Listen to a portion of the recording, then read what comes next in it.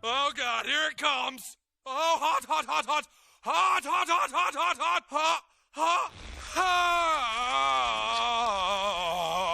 hot!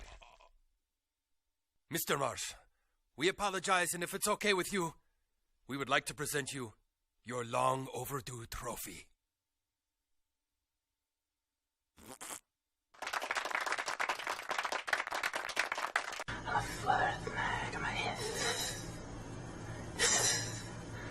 Mag.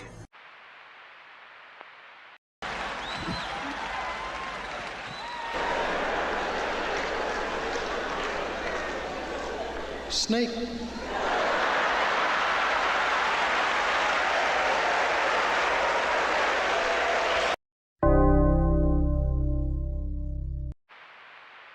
The following program deals with a controversial subject. The theories expressed are not the only possible interpretation. The viewer is invited to make a judgment based on all available information.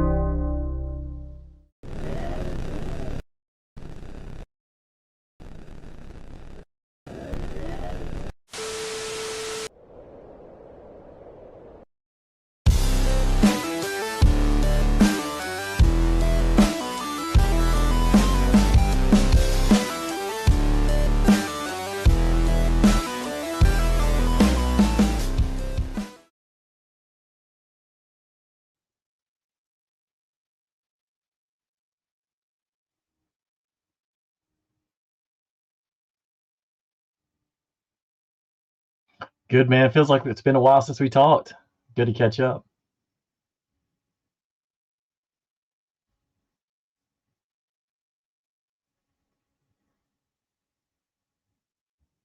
Oh, that may be a benefit. No damn sound. Sound only on Nate. That There sounds we bad go. for everybody else. Yeah, man. So for those of you guys that don't know, was there intro sound? There should have been intro sound, right? For those of you guys that don't know, Nate wasn't here last week, and because he was at the Super Bowl. Lucky SOB right there, man, at the big game. But it was I don't know, what were your thoughts on it, brother? It was a little bit of a blowout there. A little bit saying that game was a little bit of blowout. It's like saying Niagara Falls is a little wet. I mean, that was an ass whooping. And the worst part, Brian, everybody around us was Eagles fans. They were actually all really cool, but I just couldn't pull for the Eagles. But it was really weird for all the other times I've been. You usually have like those big fan bases, and everyone's wearing some kind of team garb. There really wasn't that much. My buddy and I, that's the first thing we noticed. There were definitely more Eagles fans than Chiefs fans, but there weren't tons of either one. Yeah, it was very interesting, man. I didn't even watch it live. I just watched it on the replay. It was just not a fun game to tune in, and I don't know what their numbers were, but I know there was quite a few people that didn't watch. They just didn't want to see the Chiefs again, and I don't know. There was a lot of that sentiment, just people tired of the Chiefs. Mm-hmm. I don't mind the Chiefs. I mean, the Eagles, I just could do without the birds. But I had a friend who's from Delaware. He lives in Hawaii, and so we were able to hook him up with the ticket. So he came in and got him a single on the 50 on the uppers, and then moved him down into the club with us afterwards. So wow, that's dope. So he was really, really excited. That's cool, man. Oh, but of all people, the thing is, you never know who you're going to hang out with. The most random person that I think I've ever hung out with before, Joey Chestnuts, is who I hung out with. I don't know for how long on Friday night. One of the you can't make this stuff up. So champion, baby. So my buddy, he has a friend who sells some tickets, but he only does Super Bowl. And so we met up with him at a place called Sneaky Pete's outside. It's a couple of blocks down from Bourbon Street. And it's, I think, the only place that is open 24 hours. Like, it never closes. And so this guy, Bobby, has two sons, and one of them is a competitive eater, and he's friends with Joey Chestnuts. And so the guy was really nice. But the funny part was, I mean, he'd obviously knocked back quite a few. And I had Hawaii shirt on. And so we got in this big discussion about Hawaii because he's looking at buying a house on the Big Island. And he was talking about he can't get insurance on it because it's oh God, what did he say? It's in a lava zone. And I was like, lava. When's the last time that ever did any damage to anybody? I'm like, just buy it. just pay cash. It'll be fine. Wow, dude, that's crazy, man. Joey Chestnut. Yeah. Was people recognizing him? It was small, like a little hole in the wall bar. So there weren't tons of people there. So, but there was another group that came in later that I think he knew a few other people because he caught up with them a little while down the road. So, but yeah, he was a fun guy to hang out with. I have my dad went to the 1980, was it 80 Super Bowl with in New Orleans when it was the Raiders and the Eagles? I don't know, but I mean, that's back when the Raiders were good. That probably sounds right. Yeah, and I believe, I'm not sure if this is it, but I gotta find it. There was, it was the 1980 Super Bowl, and my dad and my mom went to it, and I just thought of this right now, and I remember them telling us so many great stories growing up of that Super Bowl and what it was like and how it was just amazing. It's a party like it is on in Mardi Gras, So, but I just remembered that, and I have a shirt. I think it's like, it might be a small or a medium, but it's an Eagles shirt from that Super Bowl, and I think it has like New Orleans, and I have it hanging in a closet of stuff to sell, and now's a perfect time to sell that too. It is. That is exactly right. Because on the market reports where you show like the old band T-shirts, but I can't imagine a Super Bowl T-shirt with the Eagles on it, like how much that would go for, and New Orleans. Yeah. Just perfect timing. Yep. The one thing was with the first one I went to is 47, and that was in New Orleans with the Ravens and Niners. And it was a completely different feel this time. There was, and I'm not kidding, like you could not walk one block without some type of security, whether it was like a local police, state trooper, any military branch you can imagine. And I'm talking heavy hardware. They were everywhere. Oh, and the only time we walked down Bourbon Street, just to kind of, usually it's packed. There was a lot of space that you can maneuver around, and they must have had some ordinance where the bands couldn't play after, I don't know if it's midnight. It felt like maybe like 1 o'clock because the places were empty. It was very interesting on that part. But we did see like the wall where, the terrorist attack happened and all the flowers and everything that was out there. Well, think about it, man. I mean, first Super Bowl a sitting president was at, which is crazy. The security is going to be nuts. We were lucky because my buddies really kind of figured out the easy way to get in. Instead of having to go through like the main gates for security, what you do is you get the passes, like the NFL tailgate passes, and those parties start like 1 o'clock, or they start like 3 or 4 hours before the game, and you go through the security with those, so that way you walk straight into the stadium and don't have to fight everybody else. That's awesome. Yeah, he's got it pretty well set up. Wow, that's cool, dude. That's really cool. So, all right, tell us more. What was the pre events like? Did you go to the NFL? What is they call it? The fan thing? No, that's just it's just one of those things where it's great because it's free, and I think and everybody can get in. But when you let everyone in, you can imagine everyone comes, and it's just chaos. Yeah. So we've done it before, but really don't do it anymore. So on Saturday, that was when I was sending you the pictures. We had the passes for, they called it like last year it was called Broadcasters and Brews, where it was Keyshawn and Teddy Bruschi.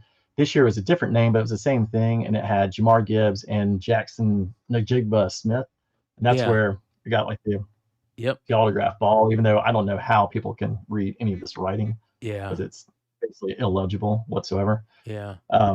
But they were cool. They talked for a little bit. They definitely weren't as sharp as Teddy and Keyshawn, because those guys being older and being in the media, they were just much more interesting to listen to as opposed to guys who are in their second years. And you could kind of tell they were hesitant about like what they wanted to say. So they were a little more shy. Yeah. But they were very nice to meet, hang out with. The cool part was they also had one thing where you could throw the football and see like how fast you could throw it. I'm so used to seeing it for baseball, but I'd never seen one for football before. So Yeah, that's I finished weird. third. I got to 41, but the winner was 44 miles an hour. And Wow. and then they had the things where they just drop, and they're like 4, and you have to catch one at a time and stuff like that. But Yeah, I remember they those. yeah, and so they had that. But really, that was when we went back and had to do some other stuff. But like Sunday was a big thing. We had the NFL tailgate passes for like Post Malone, and then went to the game, and then we actually had the Chiefs after party passes, and Wow. that had Shabuzi or whatever. But I mean, they had like one in front of the stage is almost like a U, and it was reserved for like players and family and friends, and it was desolate. There was really just like a handful of people, like the parents who were in there. Wow. So that was about it. And the bad part was it wasn't set up very well. So if you wanted to go to the bathroom, you had to go down like 2 floors in the hotel to go to the one bathroom. So I don't know. It was interesting, to say the least. Yeah. Yeah. You know that But that but I will tell you, I had my Mets socks on. So when the Eagles kept scoring and were playing real well, I just kept telling the more they kind of got knocked back, I was like, you guys enjoy it now because spring training starts next week. I was like, you guys are about to get, so Yeah, man, spring training is getting all set up out here. Pretty yeah. pretty big right now. So, somebody's supposed to be coming out here sometime soon, I think. Um, I can't remember who. They're gonna have to remind me ASAP, but To come visit. I think somebody's coming out for spring training for something. So, anyways, I seen them setting up. Drove by it today. It was very interesting. Nice. What did you think of the halftime show? Didn't see it. Yeah. I usually don't. There was to try and get I was trying to meet my buddy who was in the upper, so to get Oh him yeah. into the club. Where we were sitting, you get back into the club, and there's actually like a big area that you could hang out with. It's got sofas and big TVs and all kinds of room and stuff like that. So we went back there and hung out for a little That's while, dope. but Yeah. during halftime. Yeah. That's cool, man. That's cool. Well, it sucks seeing what's his name score a bunch of touchdowns in the Super Bowl win, but it was actually that was the only good thing about watching the game was seeing Saquon. It sucks, but I assumed he was going to run for 300 and score uh, like 4 times and set every record whatsoever just to torture the Giants. But did you see I saw this, I think, yesterday where they had the parade and he saw one of the ball boys who was an older guy and he pulled him over the fence and pulled him into the parade. oh, that's awesome. Yeah, I thought that was really cool. Yeah, that's awesome. Yeah, that is really cool. Well, we'll have to see next. What do we got coming up? We got the draft. When is the draft? Not for a while, God, right? it's Couple months. yeah, it's not for a while. They moved it back, a few years ago. So instead of it used to be like April, now it's May. I think that's Yeah, right. Or maybe yeah. it's end of April and it used to be like the end of March or whatever it is, but they pushed it. So now there are mock drafts like every day from every sports service. It's just nonstop. And now, with Stafford trying to be traded, I keep reading about, the Giants trying, trading for that. I'm like, I don't know if that necessarily is the right move. No, Picking up a 37-year-old. Yeah. So like we talked about, they should go after Justin Fields, man. yeah, I think that's a cheaper, better version of what you're going to need. I mean, they have so many holes to fill. They Yeah, really are a mess. yeah. They're going to be rebuilding for a while. You just need to get a young cat to play rather than a aging veteran that I don't know, I guess who cares at this point. They're going to be rebuilding. Yeah, I mean, their offensive line is so bad. I don't know that having even a quality quarterback. That's why I think Fields makes more sense because someone's got to get out of the pocket. They're going to have to run for the lives a little bit because Evan Neal, they cannot cut him fast enough. He is the biggest worthless sack of shit I've ever seen since Eric Flowers, which is really saying something. Like, I didn't think you could get another 6-7 top 10 draft pick who literally can't move, but they find him every time. Yeah, it's heartbreaking, dude. Not since Jumbo Elliott, man. All right.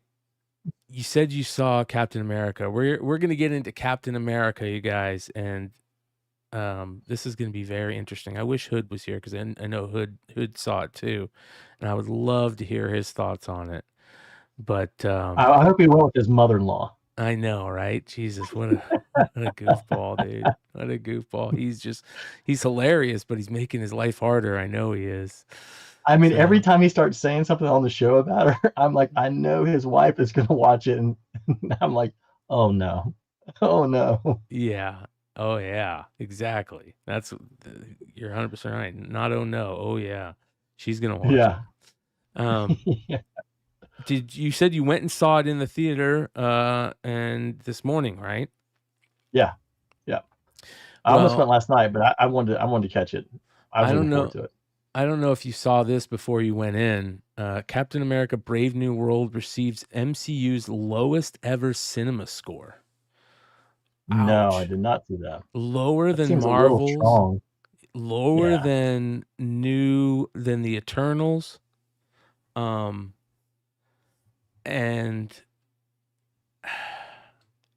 seems a little harsh to me. Really? I don't think it. I thought it was one of the worst movies I've ever seen. I mean, to the point, I got to be honest, man, to the point where I'm starting to feel about MCU like I'm feeling about Star Wars, man. It was bad to me. Yeah. I liked it. I honestly, I think that, well, ever since the two Avengers movies, whatever phase if that was like the end of phase 3, everything else has kind of seemed like it's just, there hasn't been a real direction. It's been kind of piecemeal with Shang-Chi and all these other ones that just don't blend together. I thought the guy who plays Sam Wilson, I always forget his name. I think it's Anthony Mackie. I think he's fantastic. I think he's very endearing as Sam Wilson in Captain America. I thought Harrison Ford was really good. I almost felt it was more, obviously it wasn't as good as the other Captain America movies, but I think those are the best ones of the MCU, like for the individual characters. It almost felt like a little bit more like a kind of a Tom Clancy thing that did a superhero movie at times. But I liked it. I'm glad Bucky showed up, even just for like a little bit. And the guy who plays the Falcon, I don't know his name, but I thought he did a good job.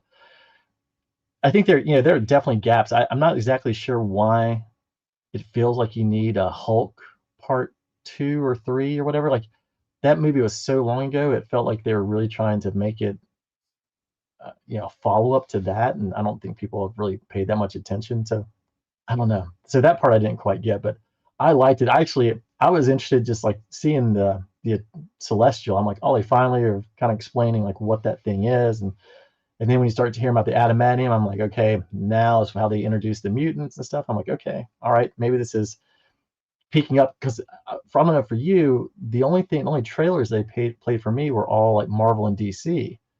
And like, I think the Thunderbolts looks really good. I'm excited about Daredevil next month. I think Fantastic Four looks good. I think Superman looks great. Like, I'm really I believe that this is going to be the rise. Like, comic book movies are on the rise back. Oh, bro, I am the exact opposite. I can't believe it. A beacon of hope. I can't believe it looking in the chat, because everybody in the chat is saying that they liked it, this and that, and I thought it was. I do agree with you. I like Anthony Mackie. I think Anthony Mackie is great. He's very endearing. He's great but he wasn't good in this to me. His acting was very bad, in my opinion. I thought Harrison Ford's acting was horrendous, like horrendously bad. I thought the girl that played Sabra, is that her name, Sabra? I know what you're talking about. She should not have been in that role. That was ridiculous.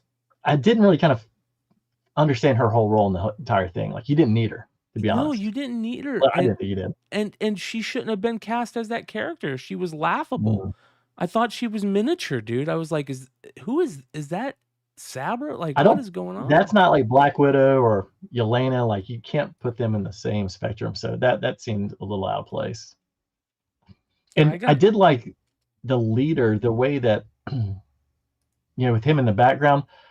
Although they could have probably made him a little bit more evil or villainous, but at least they didn't turn him into a good guy or anti-hero like they usually do with all the other bad guys and kill him off immediately.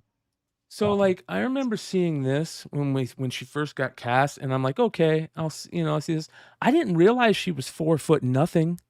Like, she looks really small. She looked like a child with a human head. I mean, she looked like a child with a human head. Because they had she had the kind of tighter jackets on and stuff, and they look like stuff that fits my 7-year-old. Yeah, her pants looked like and I'm not making fun of her. It's just the way she looked. She was on screen. You're right. Yeah. Yeah. And I just, I did not go to the theater, Jersey to the Bay. I did not. No. But it was.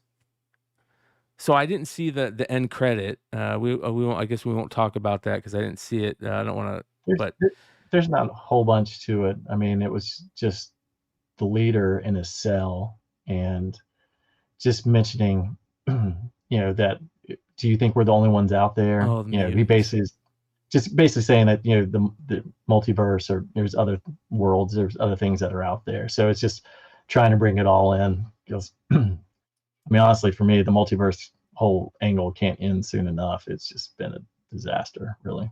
Yeah, Smokey, you're right. A child with an adult head. She is human, an adult-sized head, not a human head. Yes, you're right. The session was exceptionally cosmic good. one, but dinkage size. Yeah. She's even small.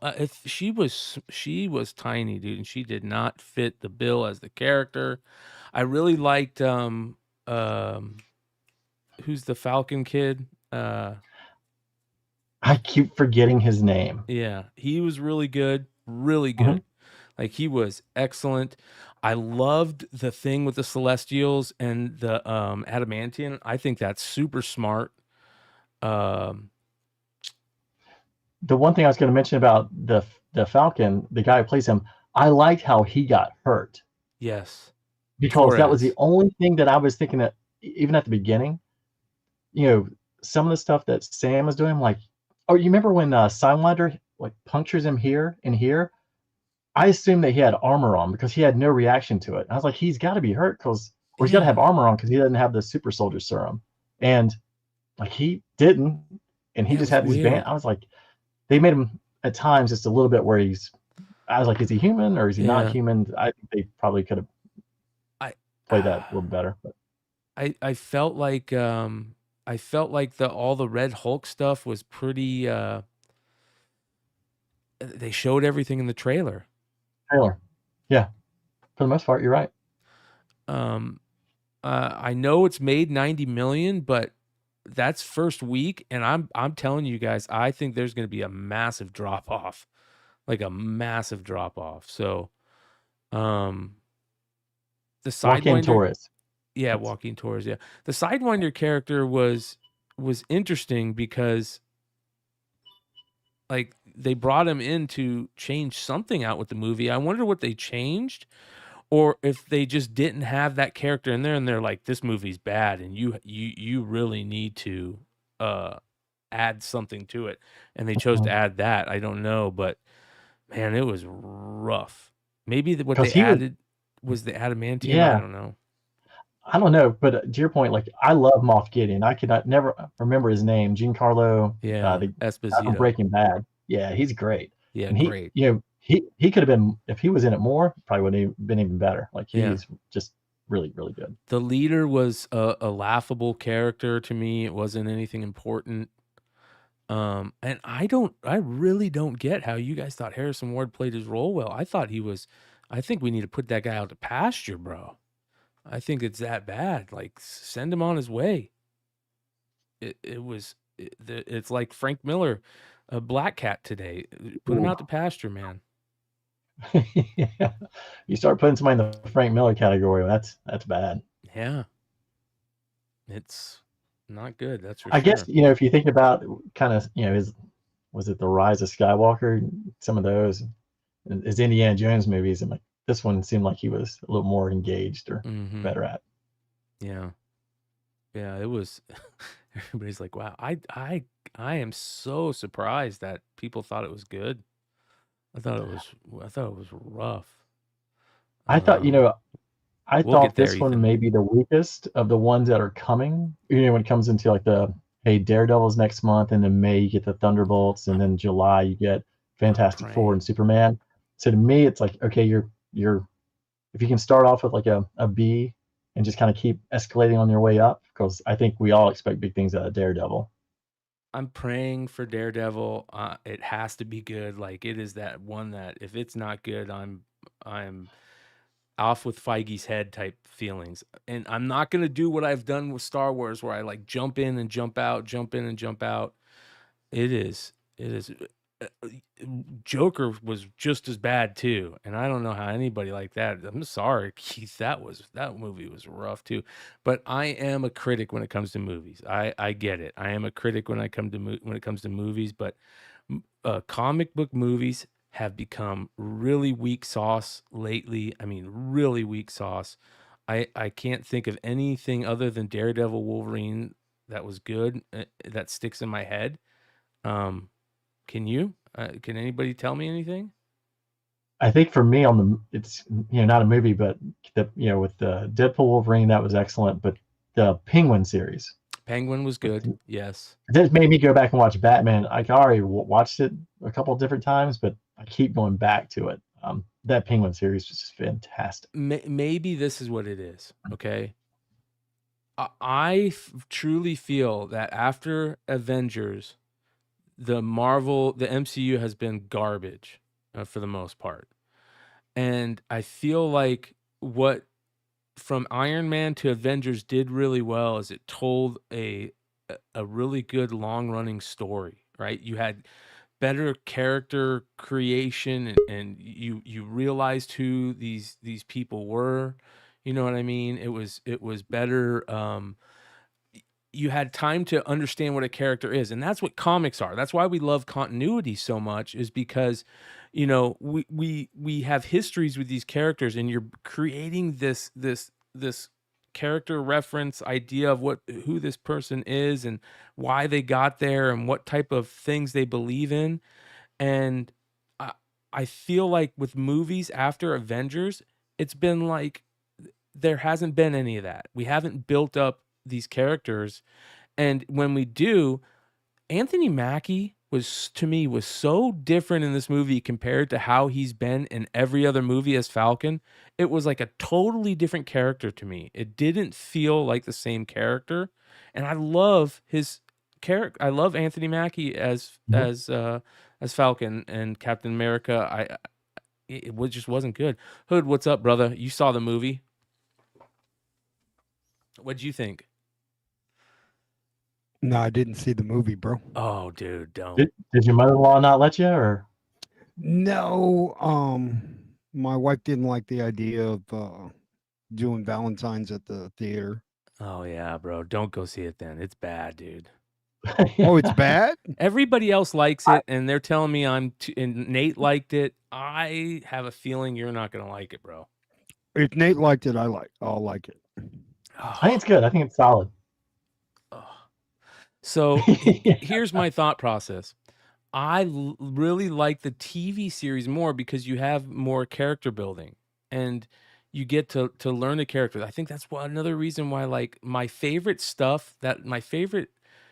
shows and movies that I like Game of Thrones, I fell in love with that so much because of the character building throughout 6 seasons, throughout the 6 seasons, throughout each individual season. You had just amazing character building. And I feel like we're just losing that in comic book movies. We have it with TV. How was Falcon? How was Falcon in this Falcon movie? was good. Joaquin Torres was good. He was really good. Really good. Yeah. It was just rough, man. Everybody's in the chat saying they liked it. This is blowing me away. Bryan, you have officially lost it. It's not a bad movie. Bryan is ultra high right now, bro. I think the one, like with Thor. I remember like when I was really excited when that came out, and I remember Josh after he saw it said just how bad it was. I was like, can't be that bad. And then I was like, oh my god, it really is. It could be worse than what he was saying. And then the Marvels, it wasn't horrific, but it just wasn't great. And just like they were all kind of like they're just not that good, and they just don't mesh. To your point, Bryan, there's no continuity, and it doesn't tell a story. Like each one interconnects. All these other ones, they might have been on their own island, and they tell a story about these people, but it doesn't connect to any of the other stuff. And then we start getting to the multiverse, it just makes it that much more difficult to follow and bring together. And I think that's where they really lost people. Yeah. Well, I think it's going to be easier to connect Cap and Thunderbolts just because you had Falcon and Winter Soldier. So those two, you could see those two connecting. I saw the after credit scene on TikTok. So like that was kind of a bummer that, bro, what did they do to the fucking leader's head, dude? What the fuck is that shit? I wanted to see the fucking the big dome. The dome, bro. Come on. Yeah, he doesn't have that Fraser Crane look. He's got more of the. What did you guys think of the Thunderbolts trailer? Wait, I want to talk about that too. Hold on, okay. I want to talk about the Thunderbolts because there was a moment where Bucky shows up, and correct. I don't know if they like reshot that or because it just felt like it didn't sit right in the movie to me.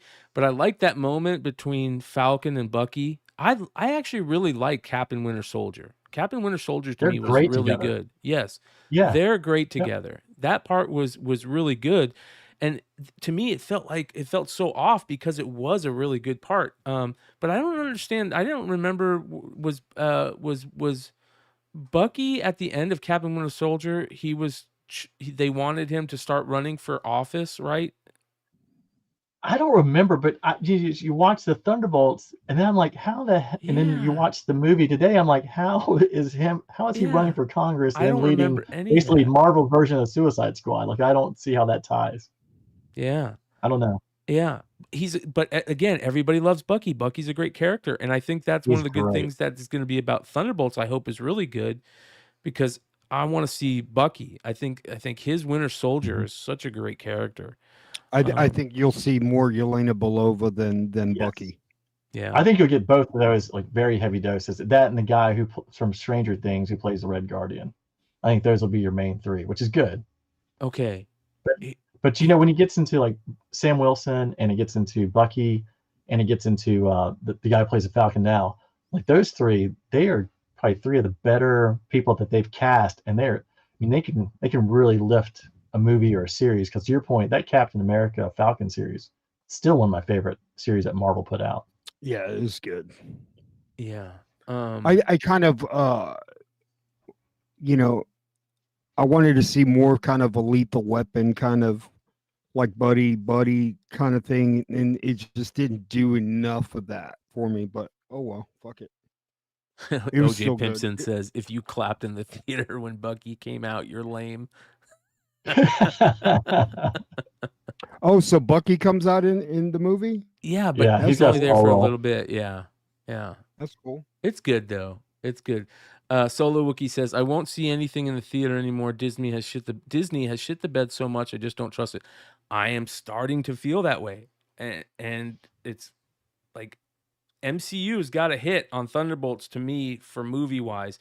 If it doesn't hit on Daredevil, I might be out completely. I might say I'm gonna tell you like this, dude. Like, and I don't want to get political, but it just feels like we're getting out of this woke shit. And that only is a positive for our medium, which is comic books, and it's not going to be fed us like the way that it was with the other people. I was going to say too. The other, like, it's not right. Don't let Solo Wookie fool you. He may not be going to theaters. He's too busy at home watching The Acolyte over and over again. Yeah, my god, dude. He's probably going to hammer me now.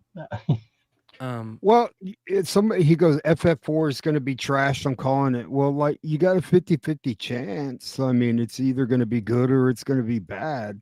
These movies don't like. It's like the Rotten Tomato scores. It's like right in the middle.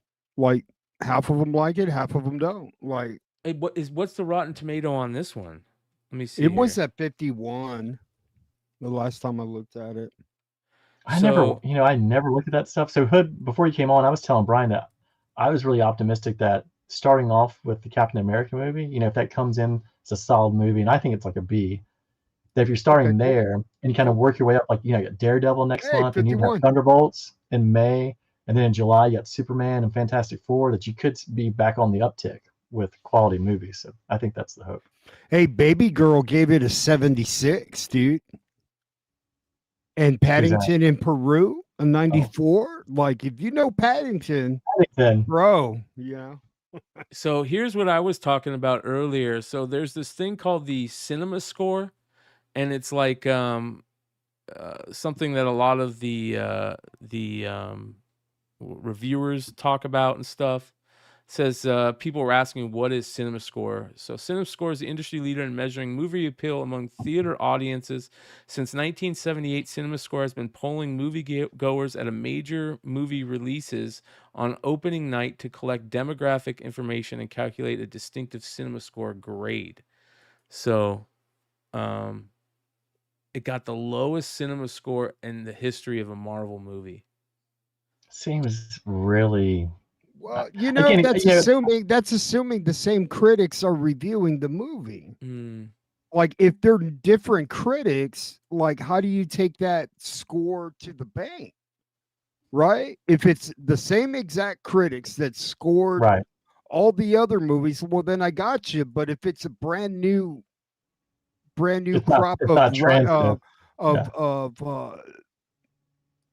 online writers or wherever they work, right? Nobody, give me a paper. How much is that? So, nobody buys the paper anymore. Like, extra.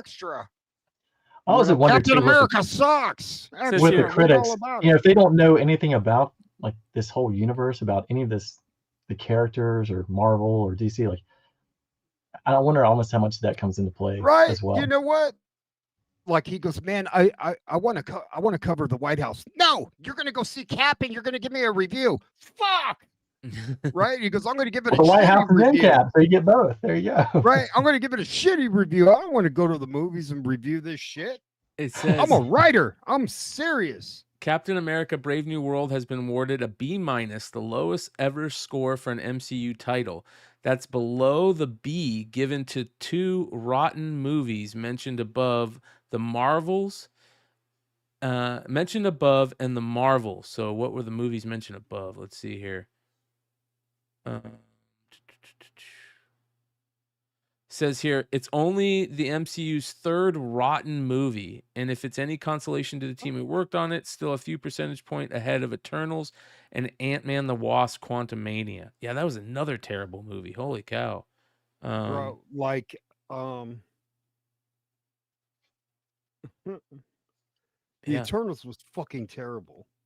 The Eternals, like, really, really bad. And then the Ant-Man and the Wasp, bro. God, that was bad. See, I thought the Eternals, it's fine. It is what it is. It's not one of those guys rewatch. I can watch it. I just can't. I tried 3 times to watch the Eternals, dude. I guess it's so far over my head, dude. Like, I like they were using big words and I shut down and I just fall asleep. It's definitely different. I'll give you that. Yeah. But I mean, to me, it's better than like the third Thor. I can't watch Angelina Jolie like that, dude. I need her like with fucking Uzis and shit, and like on a horse and like on a motorcycle and shit like that with the like a bikini on and stuff. I can't watch her like that, dude. Dude, Ethan Long says ruined it for me, man. Ethan Long says Eternals was like someone paraphrased the Neil Gaiman run to someone who didn't give a fuck. That's classic, dude. What a great line that is. Oh my god, man. Yeah, this is the first thing that we're seeing that they're using it for. They had this great grand idea with them, and they were talking about, like, it was a different time period. You know what I mean? It was, and they were all thinking that they were gonna go towards like, Warlock, Star Fox, like, or not Star Fox, Eros, yeah, Star Fox. Not, was that his name, Star Fox, right? We thought we were gonna get all this cool celestial cosmic stuff, and Guardians of the Galaxy just ended. It ended all that. You know what I mean? Yeah. And So the biggest thing that bugged me, right? So the Eternals said we can't get involved unless like deviants are involved, right? yeah, And Thanos was a deviant, was he not? yeah, So why didn't they get involved? yeah, yeah, You see what I'm saying? Yeah. Like, so, yeah. okay. Well, I think Thanos a deviant and an Eternal? Didn't he get raised as an Eternal? Okay, man, shit, I don't know. I don't know enough of the And then- backstory on that one. Yeah, and then they didn't like the way he turned out or something. Yeah, half deviant. Yeah. Because I've heard something to Joe's point before, like, where were the Eternals during all this? And there was some kind of excuse, but I can't remember exactly what Oh, it was. Thanos wasn't a deviant? What was he? Oh, he was half deviant. Okay. Yeah. All right. yeah. So Okay. yeah, he was half deviant, I thought. Yeah. Yeah, they should bring back Thanos. Amen. Hopefully they fix all this crap, and they need to get better writing and It's almost like trying to compare comic books to when COVID was going on and everybody was flipping books and selling books and books were like to the moon. It's almost like comparing that time to comic books now versus like when Infinity War and Endgame were coming out, and we're trying to compare the movies coming out now to the last of that arc, and it's just like, you just got to wait and play this out and see how it goes, man. I think it's really going to get going with the Daredevil series. That's when we're going to like get some energy back into this thing. Like, there was so much negative press and just negative energy on this Cap movie because this shit should have come out in 2023. A year ago. Yeah. Or the one thing too, 2024. I don't know when they first started doing the Marvel movies where there weren't that many, if all the producers and directors were more in line with one another with what was going on. Because I'd read that when they started, producing more after the Avengers movies, that because they wanted everything to be fresh, they did not allow the people working on the other movies to know what was going on. Which to me, it's almost like the whole thing with Star Wars when they did the final sequels. Like nothing fit, and that's like, that I can't to me believe that closed-minded, because you have to know what's going on, what the other people are doing, so that way you can build a broader story. Bullshit that I fucking hate, dude. Like, because you just like fuck up continuity, dude. Yep. Like when the Russo brothers did their movies, and they like, dude, and I always say they did like 4 Empire Strikes Backs in a row, bro. Just bam, bam, bam. They were all great and fun, and like you left the theater like, fuck, you know what I mean? Yep. But when they start doing like, oh, we got this Academy Award winning Tiki and like all these other people, and it's just like, what are we doing here? And they all want to put their artistic, they're all talented in their own way, and they all want to put their thumbprint on it, but fuck, man, you go this way, we just want you to go fucking this way. Just go straight, tell the fucking story. They try to make it their own too much instead of just going with the source material. That's what happened with GI Joe, like Snake Eyes. What a mess that was, because I want to make it my own way. Well, you did, and it was a complete, total collapse and just failure. Yeah. What the source material has got a great story. Yes. Why don't you use that? Yes, thank you, Nate. That is so. They need to go back to being better about using source material, even on how the character looked. Their costumes. Like I feel like the source material is good for a reason, but maybe I could be wrong. It could be just like, I'm getting old, get off my lawn type person. But I'm getting tired of, what do they call it? Babyface MODOK. Like, I want to see MODOK as MODOK. Like, he's supposed to look fucked up. I want to see Spider-Man in the Daredevil series. That's what I want to Yeah. fucking see, dude. Yeah, I that'd be want to cool. see him interact with fucking Kingpin and get that street level arc in there, man. Yes. Like, I mean, that would give you connectivity to like what they did in the 70s and all that. I mean, it would just be fun.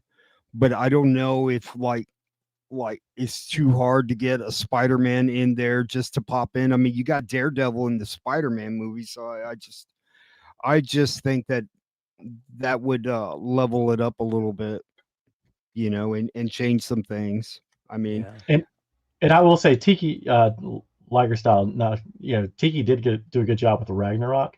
But I remember, Brian, you had shared with us, like, there was an article where he said that he wouldn't read any of the Thor information. Terrible. And then he tried to make it too humorous, and he made Thor from a hero into just a buffoon. Yeah. God, man, and we all had high hopes for that because it was like it was a layup, bro. Like the story was there. Mm-hmm. Like I mean, and like Jason Aaron's run was phenomenal. It was there. Like you didn't need to go I mean, it was you just needed some screenwriters to adapt what he did, and you had Jason Aaron on the set. He must have been like just like, what the fuck is this shit? Like, like you're shitting on my baby, It's just like I don't understand like why they can't follow source material. Like, bro, like, well, we don't want to give away too much fan service. And I'm like, well, that's why we're paying the money. You like supposed to give us what we want. Yeah. Like, Yeah. I don't like go to places. Yeah, give me something I don't want, please. With some sprinkles, it's like I never get that. Oh, it's just fan service. Well, it's supposed to be because you're a fan. Like they're the ones who are coming to watch it. That's what just blows me. Yeah, there was a lot of fan service. Well, good. People are getting what they fucking paid for. I'm a little nervous for Big Leg because I don't know if you guys saw it, because there was something that came out this week about the He-Man movie, and they have Prince Adam being arrested on Earth by cops. Why is it taking place on Earth and not Eternia? Yes. What is going on? Now, if you wanted to have some kind of background about his mom, so she was an astronaut coming from Earth, I get it. But like, seeing him at the local pokey, downtown, wherever in Texas, I'm like, this is a mess. Yeah.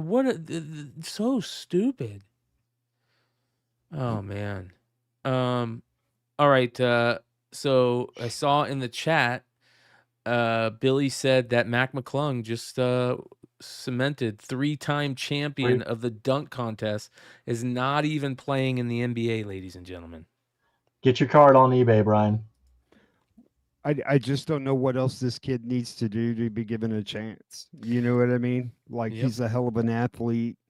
But he's gonna stick it out and grind, and but he's a hell of a ball player, man. I mean, just an athlete in general. Like, is he that bad? He can't play defense. He can't make a bucket. Like, bro, give me a break, dude. Unless they feel like he. Did you see the dunk he had over the Kia tonight?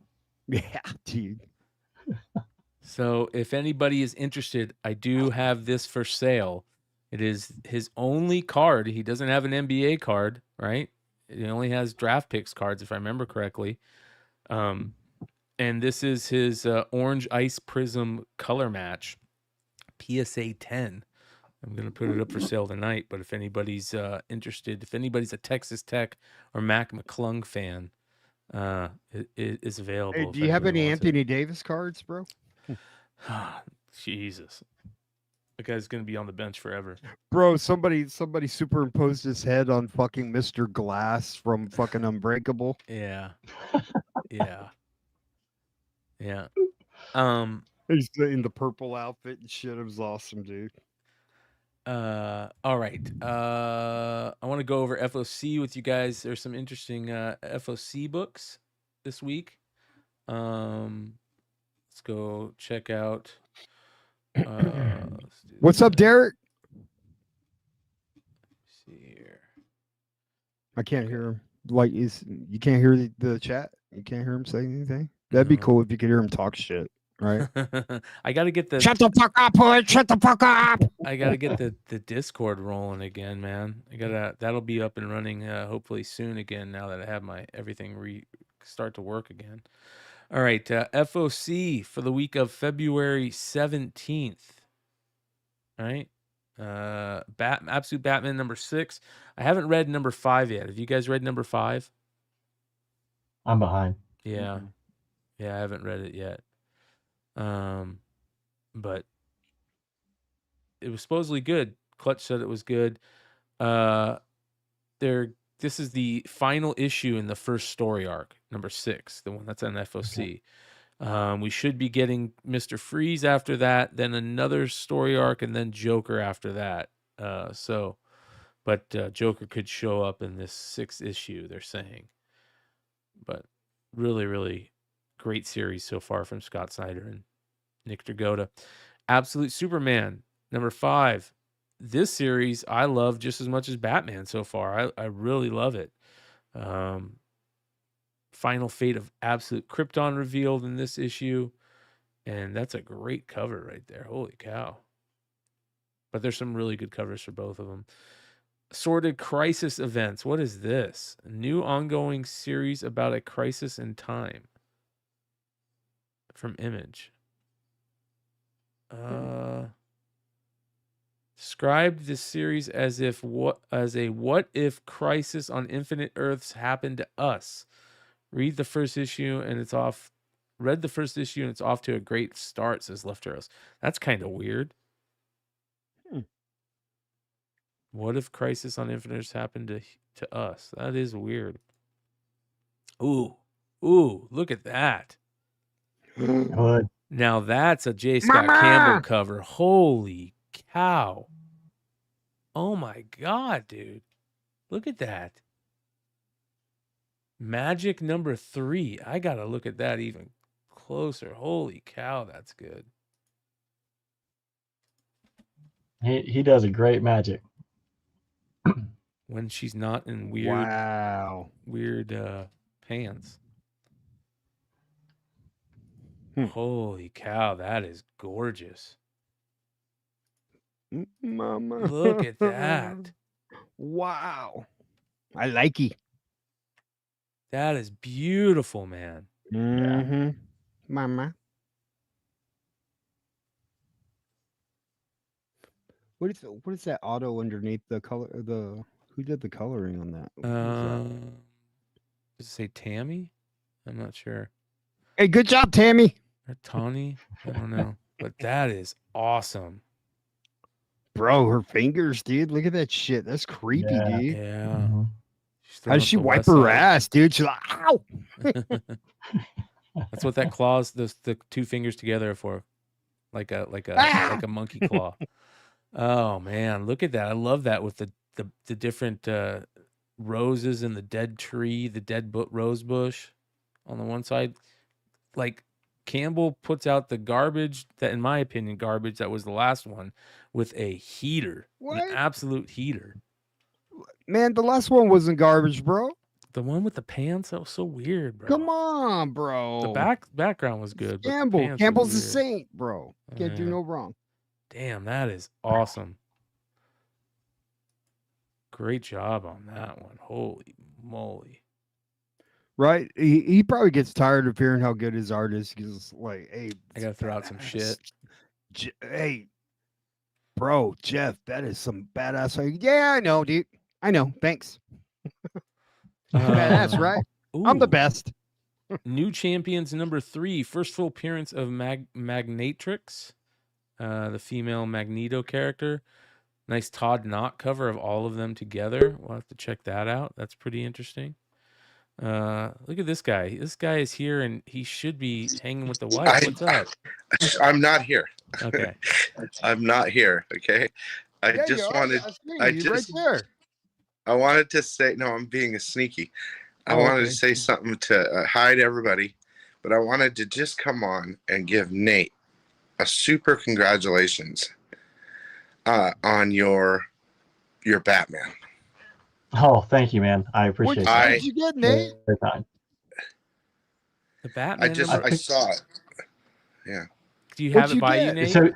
So this no, I don't. It's Okay, he it's in a took it to safe the deposit bank. box. You Yeah. can tell Hood does not catch up on the other shows he's not on right there. I was in the show, but I was in the comments, and I was trying to, like, you know, give a really good comment. No one saw it though. I wanted to say it to you personally though. I feel like I'm cutting out. Am I cutting out? No, you're fine. No, you're good.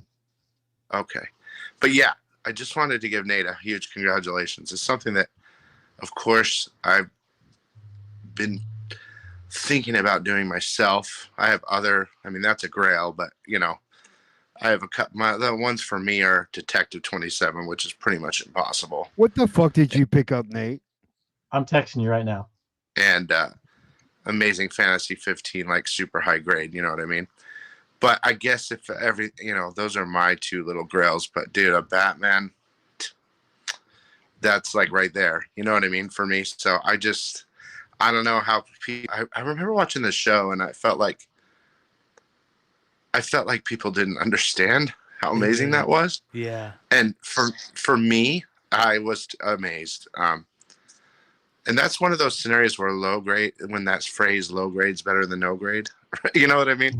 You hear that all the time. That's when that phrase comes to truth for it doesn't matter. So I'm going to leave real quick. I wanted to ask a quick question though. Is art like on that book? I know it was a 1/8, right? Mm-hmm.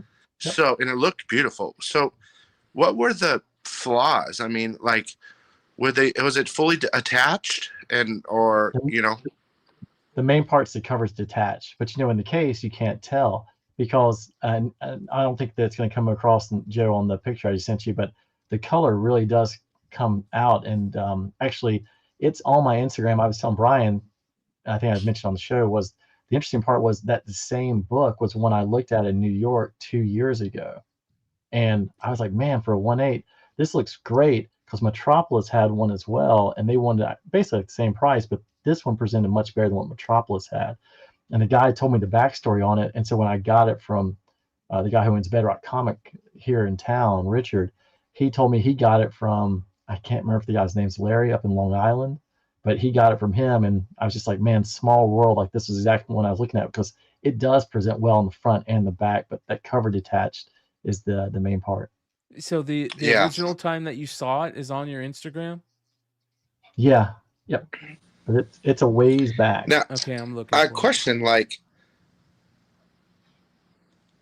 just a curious question. Once you said that cover attached, do you ever wonder if it was married? Like the cover might have been married to the actual full book. Not in the word technically married just mean like attached, I guess. Do you know what I mean? Like they'll marry the cover to a coverless book. With the staples. Do you know what I mean? Or marry pages to it from some other source. So I'm curious if it was, and this is nothing against the book at all. I mean, trust me, yeah. I worship you. I'm worshiping you right now. But yeah, you had to, from what I was listening, you had to do a lot of will and dealing. And I've always wanted to do the start at nothing and end up with a Grail type of challenge. In essence, you kind of did that. You started with something, though. Do you know what I mean? You kind of. But to your point, Bill, it really was nothing at first, because those were the books I got back, starting about 20 years ago, and just started buying over time. Like the AF-15, I started buying that in 2007. No, I get it. That's not what I meant. You did what I want to do. 100%, I get it, but I wanted to always do one of those things where someone gave me a free book, and I started from there. You know what I mean? Yeah. Like, you see the card trades where they go to the card shows and they keep trading up and they trade up and they trade up. I would love to do that and end up like that would be such a great story. But in essence, your story is the same thing. You kept building and building and building to get to that goal. Do you have another goal? Or are you like taking a break now? It's more kind of on the card side. So with the Ovechkin chase, and Bryan knows this, having probably had the high sale on an Ovechkin SP auto. One of the guys I collect cards with, he and I have got 2 of the SP Authentic Auto Ovechkins. We've got some unopened boxes of SP Authentic of the regular series. We've got a 10 Ovechkin Young Guns. We've got some other Ovechkin stuff. So between that and our Gretzky and Lemieux and some other cards, we actually were at a show 3 weeks ago, and we were talking. And Bryan, I don't know if I sent you a text. I was trying to find a price. The guy had a 9 Topps Gretzky. And we were talking about trading up for that. And then one person also had an 86 9.5 BGS Jordan. And so we were talking about trading up for that because we had been talking about kind of pushing all the cards in to kind of get some higher end cards instead of having a couple here and there. If we can just kind of get and I told him about this, and he was like, man, that's what we should aim to do on the same thing with cards. Do you have the 2 Ovechkin SP Authentics? What grades are those? They're both 9/10s. They're BGS, so it's 9 on the card and 10 on the auto. They're both the same. Wow. Are you gonna sell those? Yeah. So we were just we were talking to some guys, and they're going to be set up in Dallas. Both the person has the 9.5 Jordan and the 9 Gretzky. The other 2 cards we were trying to find was like an 8.5 Nolan Ryan 68 rookie PSA, so 8.5, or a 49 Bowman Jackie Robinson around like a 7, but something awesome. Something like that. And so we talked to the guys about Dallas, and so we've got their contact. So when is that? We wanted to, that is the middle of next month. So we were trying to also figure out like the timing. There was one guy at the show who was big on Ovechkin, and he was actually hoping that he wouldn't break it this year, so you'd have all the publicity going into the fall, which does make sense. So we're just trying to time it up because we figured we really were hoping to do it once he got under 10 to try and start seeing more of the pop in the prices. So we're not in a rush, but we do want to have something kind of set up, kind of ready to go, but we don't want to rush into it before the cards really start moving. But I'm gonna take off. I just had one more question, if you don't, because I gotta go. But again, amazing. That is the first full appearance of the Joker, right? Yeah, and Catwoman. So, I always put Detective 27 as the unattainable. I don't even look at. Yes, Action Comics is probably the most unattainable, but for me, Batman's the one, right? Batman's the main one. So mine was Detective 38 originally. Yeah. And there was a guy who, when I lived in Providence, who had a 2 and a 3. And what he wanted for the 2 was, I got down to 4,500, and he wanted like 11 for the 3. It was a big discrepancy. So I went with the 2. And then unfortunately, you got to give something to get something. So that went in the trade. And I always thought that would be the goal. And then when I saw this 1 a couple of years ago, I'm like, man, maybe I could work my way into a 1, and then you kind of get the 1, and it's either kind of work, maybe you want to move up a little bit, but Detective 27, that would be the one if it was ever possible, down the road. Yeah, it's like untouchable unless you meet like a Saudi prince or something. But congrats, man. You guys have Nate is a Saudi prince, bro. Hell yeah, Billy. Oh, he is now. All right, you guys, take care, okay? Good Bye. seeing you, brother. Thanks, I'll talk Billy. to you soon. Appreciate it. Yeah, for those of you guys that don't know what we're talking about, the blind and the blind people in the chat, aka Adam, appreciate you, brother. He's asking, what are you guys talking about? It's a Batman 1.8 that Nate picked up about a month ago now, I think, maybe. Mm-hmm. Yeah, that's about right. Yep. Yeah, so I don't even like. Nate's got a Batman 1. Like, you don't even ask the grade, bro. Nate's got a Batman 1, right? Game over. Yeah. Asshole. Yeah. It's pretty awesome, dude. It's pretty amazing, that's for sure. Like, Nate is the most humble guy, dude. I know. I was at his house. I stayed at his house. We went in and saw Astros game, and yeah. the Final Four in the same fucking day. It was pretty awesome. But I go to side, I go, man, you got this, yeah, oh well, and dude, you got that, yeah, it's cool. Like, bro, it's pretty awesome. Look at this Spawn cover coming out this week. That It's on is FOC. fantastic. Oh yeah, this is by Jeff Monk. It's the cover C. I'll show you the cover A, but I like the cover C better because it's his actual, almost like his actual art. It's on the blue board and everything. If you could get a remark up there in the white. Oh man, yeah. God bless. That is an amazing cover. So, wow. Yep, 362. If you got a remark by him and got McFarlane to sign it, that is just beautiful. And then Transformers 18, first full appearance and cover of Shredhead. So here you go. I was getting ready to ask, who in the heck is? I thought that was a different version of Skids at first, and I looked at the cover. Yeah. So there you go. That's pretty interesting. This is the F variant. That is crazy. I was just excited to see Bruticus in the latest issues. I love the Combaticons. Transformers is great. Excellent. This one looks interesting. Vatican City #1. New series about 2,000 tourists held up in the Vatican City during a vampire apocalypse by Mark Miller. What a great book. That sounds excellent. Look at that cover. Cool. Oh my God. Yeah. Oh. Yeah, it looks good. That is dark, man. Oof. And make sure you guys go check out Cover Price and our boy Lefteros. Check him out tomorrow night on Black Crown Comics show. Doing good things on that Sunday night show. Black Crown. Jesus. That is a crazy cover. Black Crown Comics on Sunday night. Cover Price every night. And on his IG. Good stuff. All right. Our boy Billy has got some of the other crazy covers going on in the that we'll check out real quick here. This is the Raphael Sandoval Superman Virgin variant. Look at that. That's crazy. You were talking about that's a great cover anyway, but that Virgin's fire. Blows out of the water. You got a couple good Batman covers coming. That Beasley one's interesting. I can't tell if I like it or if I don't, but hey, is that a crypto cover? Yep. There's a crypto cover where?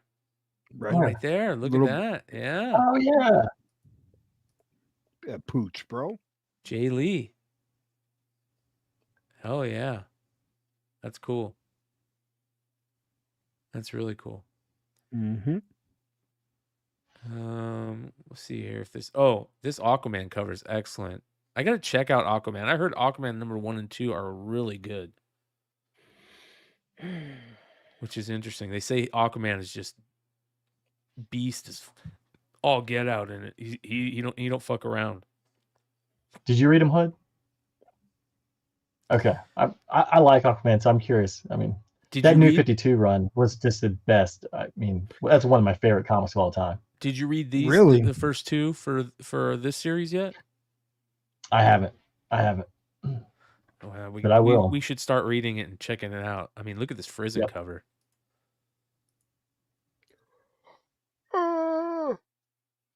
That's a good Frizen cover. It's a really good Frizen cover. Different. A little different for Frizen. Hey, thanks, Nate. Oh, Snow Job. I got something for you, Hood. What do you got, bro? I got my favorite GI Joe character, bro. I remember when you told me that, and I was lost my mind. This motherfucker came with skis, guns, like a I wasn't going to send you a half one, so I had to make sure I got everything. I had the skis, bro. I have the skis. I remember when you were here and you were like, Snow Job is my favorite. I was like, okay, I got to remember that. So when it comes to Christmas, I know exactly what to send them. Well, Snake Eyes is always like, but I just thought, like, when I first saw it, it's like, you never saw that. I go, this motherfucker on skis when I was a kid. Yeah, Snake Eyes and Storm Shadow are almost like the ones that Do you have this? kind of everyone knows. Hey, bro, where Oh, did you yeah. get that? It's yours. Bro, that's badass. Yeah, this dude. is the 1 in Yeah, I hear that 10. one. 1 in 10 for Mhm. GI Joe Origins Virgin variant. Bro. Yeah. So there you go, brother. All right. Shout out I'll to send you. I'll send you something, Brian. You're good, brother. You don't have to send me anything. Shout out to Don't Mrs. worry, Horse I'm Comic gonna Express. send him this. I'm gonna send him this because I gotta send him another classified. But I went through mine. I was like, oh, I got an extra one because I gotta send you this because again for congrats on the 3,000. Yeah. Dude, look at that. That's the version 2 Snake Eyes, bro. Yeah. I was like, Brian will like that. Bro, we got to talk about, nice. we're going to talk about classified GI Joe in a second here. There's some really good stuff for GI Joe we're going to talk about. Shout out to Mrs. Horsecock Express with the $4.99 super chat. Appreciate you. Hey, what's up, Horsecock? Here we go. Rivals variants. There's the, on FOC, just buy them. Buy it. It's Jeff, the Land Shark, Avengers 24. That's a good Jeff. Yeah, just buy it. They're doing a Batman facsimile, Adventures 12 facsimile again. Why? Yeah. Pass on all those. I'm tired of that. Let's see here. Bug Wars second printing. Fucking facsimiles, bro. I know. Fucking stupid, man. Look at this. Yeah. That's interesting. Matthew Waite, April Fool's Day variant. Cable, Love, and I Chrome. think that's a cool cover. Yeah. Old school Yeah, shirt. it's neat. Yeah. That's interesting. All right. Moving on quickly, we've got Cable, Dark Pyramid. I got to check out what this Dark Pyramid's about. That looks interesting. Cyberpunk, DC vs. Vampires got a really cool kills. Otto Schmidt. Last time. Yeah. That Panosian looks good, man. This is a good looking dark side cover. All right. That Panosian is fire, dude. That's a great Deadpool cover. Yeah. And he's always killing the Marvel Universe. So this is a 4-issue series again. There was 2 other series about this, a one shot. You know, it's very interesting. So check There's this not going to be anybody left. Huh? Yeah, there's not going to be anybody left as many times, as many people as he killed. Yeah, yeah.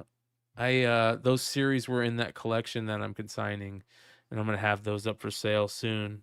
So if you guys haven't read the first one, check it out. Check out the first one. I'll have those available.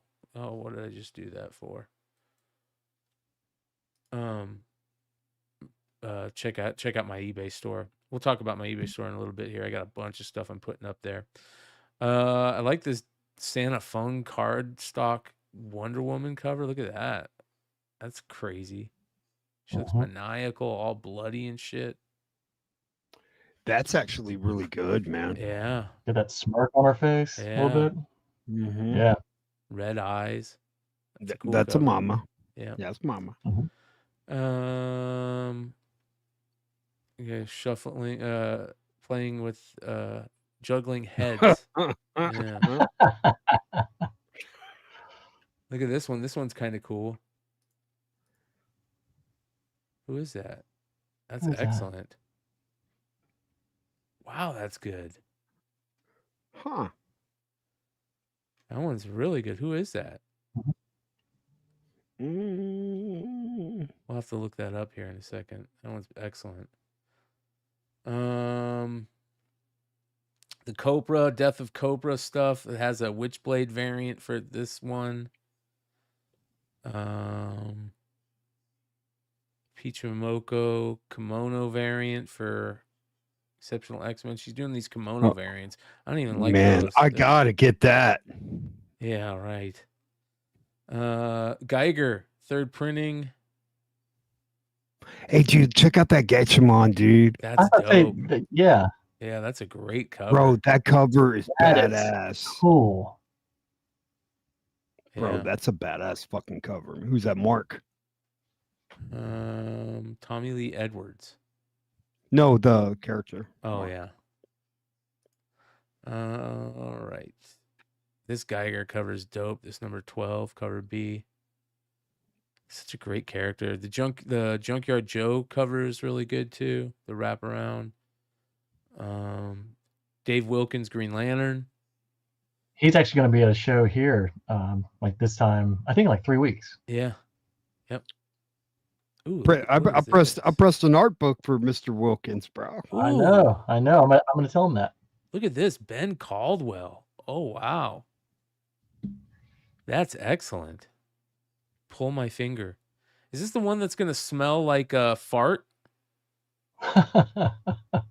Shut up, for real, dude? Yeah, Fartacular, silent but deadly number one shot. Oh my god, dude! It looks like a cross between GPK and like Harley Quinn. Wow. Yeah, that's a really good art. That's funny.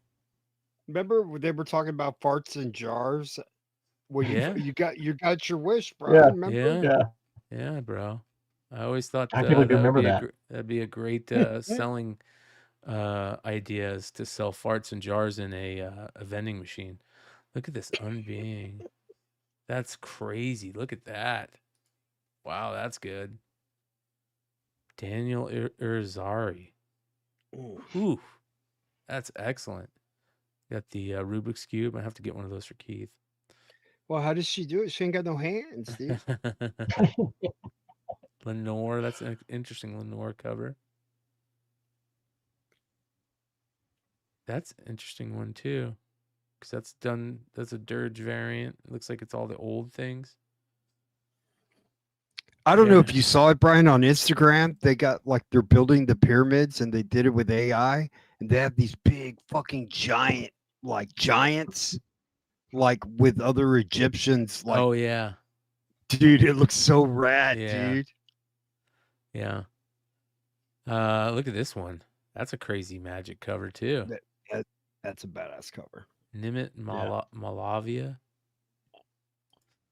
I mean, Magic with that sword, she's just a character you can really make some look incredible at that stuff Jenny with. Prison, dude. Yeah, looks good. Dude, Frizen's that's using fucking badass, dude. I like she's using a different more color. She's got a bigger color palette, Wow. Yeah. That's a great cut.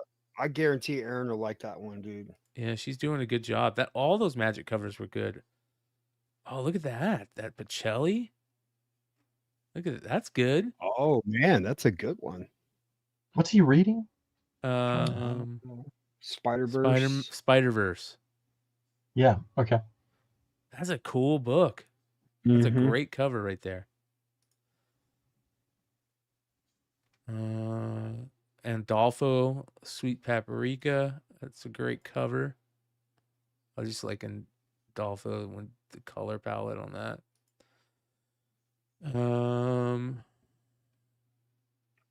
New Champions. That Derek Chu is awesome. Wow. That's a great cover. Very good. Vision. Great character. What's that? Sowie variant for New Champions. It's pretty good. One World Under Doom number 2. Look at this one. That one's really good too. I love watching the covers where they're reading comics, their own comics. Yeah. I think that's cool. That's bullshit. I never did that.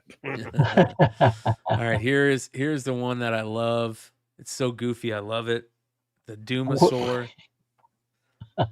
Dude, this Doom book was really good. It was really good. And I think this is just very, very cool. So, Linnell Francis, you Doomasaur cover. Damn. Yeah. This one's interesting. Look at this. That's a great cover. Who did that? Is that? Yeah, that is a nice cover. Is that Alex Ross? I don't know. No. I don't think it's Alex Ross. But that is excellent. Wow. You did that cover, man. That is good. That is fantastic. see here. All right. We're almost halfway. Almost. See if I don't think there's anything crazy. Some good Power Rangers Prime. That's a cool cover right there.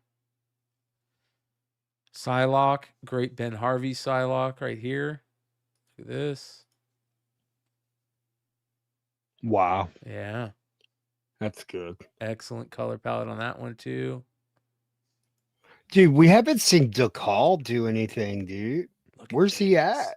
Is he hanging out with Donnie Kates? What's going on? Great idea. We got drama alert coming up. Speaking of Donnie Kates, got some drama. What happened, bro? I'll get into it. Psylocke number 5, Marvel Rivals variant. Wow. Yeah. It's good art. Love it. Yep. Red Coat number 10. It's got a great wraparound. This wraparound's really good. Check it out. Annie Oakley. Yeah. Really good cover.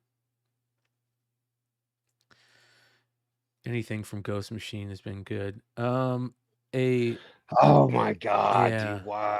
Yeah. What? This one's different though. Why is it so? Yeah, it is. It's different. What is going on? It's an homage. Is it an homage? Who did that? Oh, is that the Bassett cover doing it again? Mondo cardstock. Mondo cardstock. Okay. Now this is how you do a facsimile, bro. Yeah, that's pretty dope. I like that. This I can see like being a thing. Yeah. Yeah, I like that. I'm not saying it's gonna be like, but definitely they're doing a foil of it. Like probably about $15-$20 book. Yeah. I think that was a cool one. Oh, right, check it out. Go back up. Right. This one? The Falcon. This one right here? Oh, this one. Yeah, one more. Yeah. That one looks good. But it's not Minor Ding. Josh Neesey. Yeah. He was great in the movie. All right, look at these Spawn covers. Look at this. That's the regular. The Virgin's way better. Oh yeah. I mean, that's good. That's but the good. Virgin is mind blowing. But this. Yeah. That is just ridiculous. That's going to be so great to get a sketch on, like you said, Nate. Perfect. He's going to be sketching on these for ever. They're only $2.99, you guys. They're cheap. That's a great buy-in. Violator. Legacy of Vader, second printing. Kylo Ren, Derek Chu cover. High Republic. Naruto and Teenage Mutant Ninja Turtles. Moon is following us. Transformers number 11, third printing. This is a great fucking cover. Look at that. RC. Yeah. That's a great cover right there. Jay Anceletto. Excellent. I love when you see the Transformers like true size, like the scale of them. Mm-hmm. That's one of my favorite things. Man, that's good. The third printing Jason Howard ones, or multiple printing Jason Howard ones. There's a bunch of them. Here's the new. Oh. Look at that. That's that new character, right? Yeah, I like that. Is it what? The Shredhead? Yeah, Shredhead. I don't know. Cool, I was too busy looking at the one with Swindle, just when he gets in the Combaticons, because I think Swindle was one of my favorites right there. Beside Starscream. That's a good one. Yeah, connected to the hiss. Yeah. Neat. All right, here we go. Yeah. I love Swindle. He was great. That's dope. Daniel Warren Johnson cover, number 18. We got the spoiler covers, which we saw already. That's a good one. That's a good one. He's using his arm falling off. What's going on? He's using his arm to beat somebody with it. It's a TVA. Yeah, TVA number 4. Pass. That's an interesting Ultimate Black Panther cover. I don't dislike that. I actually kind of like that. Like the design of it. The background. Yeah. Vatican City, more cover. Ooh, look at this Look one. at that one. Yeah. Yeah, that looks creepy. It's the Red Hulk, dude. Yeah. Yeah. By the way, everything you saw on the Red Hulk in the trailer is the whole movie, brother. Witchblade, terrible Wolverine series. Don't even bother. And then finally, your friendly neighborhood Spider-Man. Oh, is that after the TV show? I like the TV show. I Yeah. think I'm 3 episodes into the show. I haven't I like checked it out. I watch it with Alex, so he's gotten into it, so it's fun to watch. Yeah, he likes it. Yeah. Look at this Cool, Marvel Rivals variant. Doom. That's gonna be a good book. Yep. Yeah. That's gonna be a good book right there. That's gonna be a big book. That's gonna be a big book, bro. Yeah. So pick that one up. There's let's see here. There's another I'm one. interested to see what that Swamp Thing does. The Yeah, homage Matthew- of the Yeah. Matthew That Mondo Allison. cover? Yeah. Look at this one. Whoa. This is a 1 in 20 Ben Caldwell also. That's a good cover. Oh wow. Yeah. Yeah. That's cool. Yeah. Ben Yeah. Caldwell's a good artist. Oh, Remender's doing that? Yeah. Mm. You know, I saw his name on the credits when I was waiting for the after credit scene. Uh-huh. I can't remember who the other person was, but they thanked Rick Remender, and I didn't get a chance because everything scrolls so quickly. Yeah. I caught his name. That's cool. Yep. Grommets number 7, getting ready to be the final issue of Grommets, you guys. Yeah. So What a great series. Oh yeah. There's a 1 in 25. Here's the 1 in 25 Transformers. It's really good. I think it shows the size of the Transformers. It's got GI Joe comics. So Oh yeah. right. They're in the comic shop and the Transformers are on the outside fighting or doing stuff. That's cool. Look at that. It's got all the nostalgia and toys. So I thought that was pretty good. Here's the 1 in 50.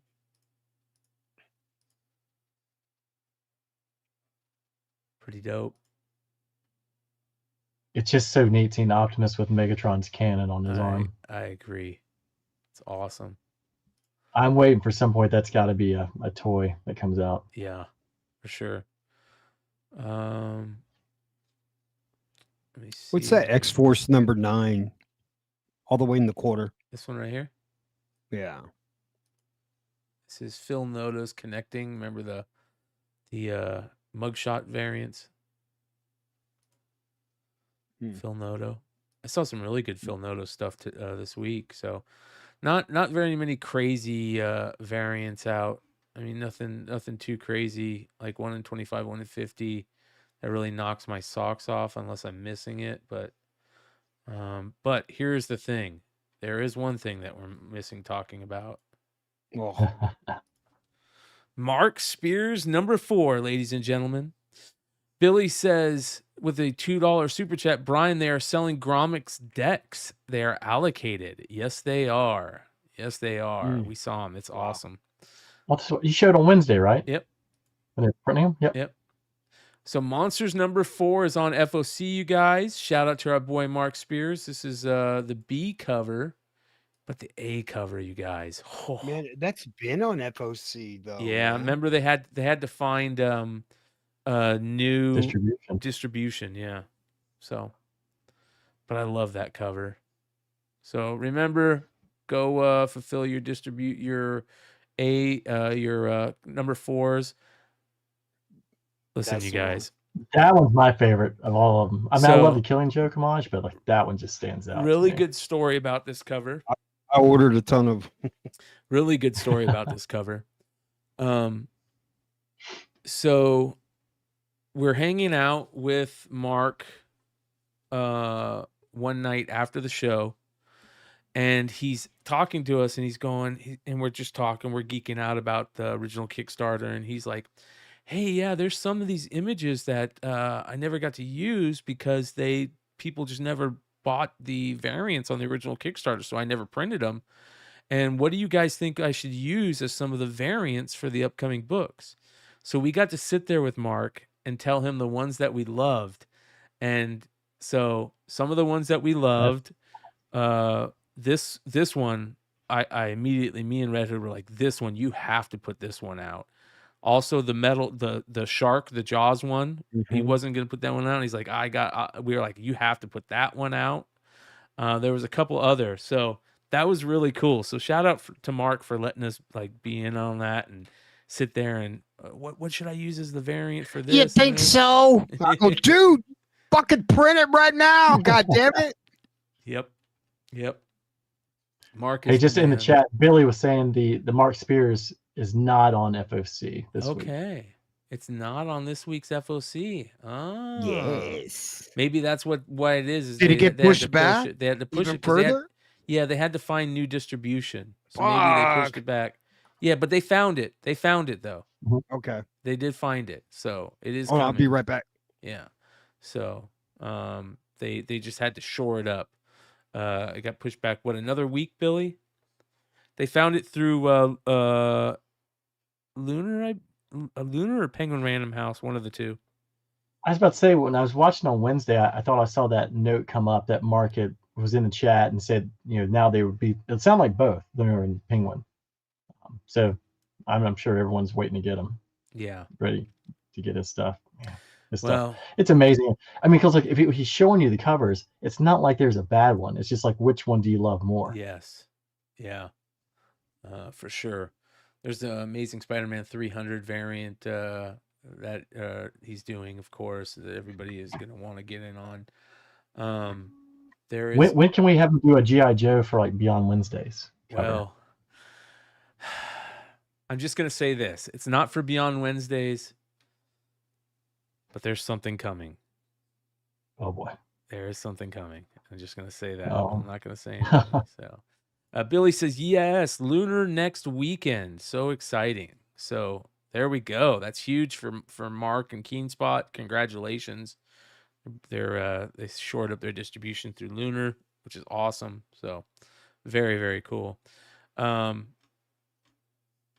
That stuff is happening. All that stuff is happening. We've got I've got a bunch of stuff I'm working on, you guys. I'm working on shirts. I'm currently working on shirts right now. I'm looking at the best. We're gonna do like a drop ship site. I'm working on which one's the best to use for and that's just for the basic stuff. If anybody just wants basic, I'll make cool basic shirts. Just have like a front and maybe a back. But then I want to do some really cool like rare drops where it's all over printing the whole shirt and everything, cool designs.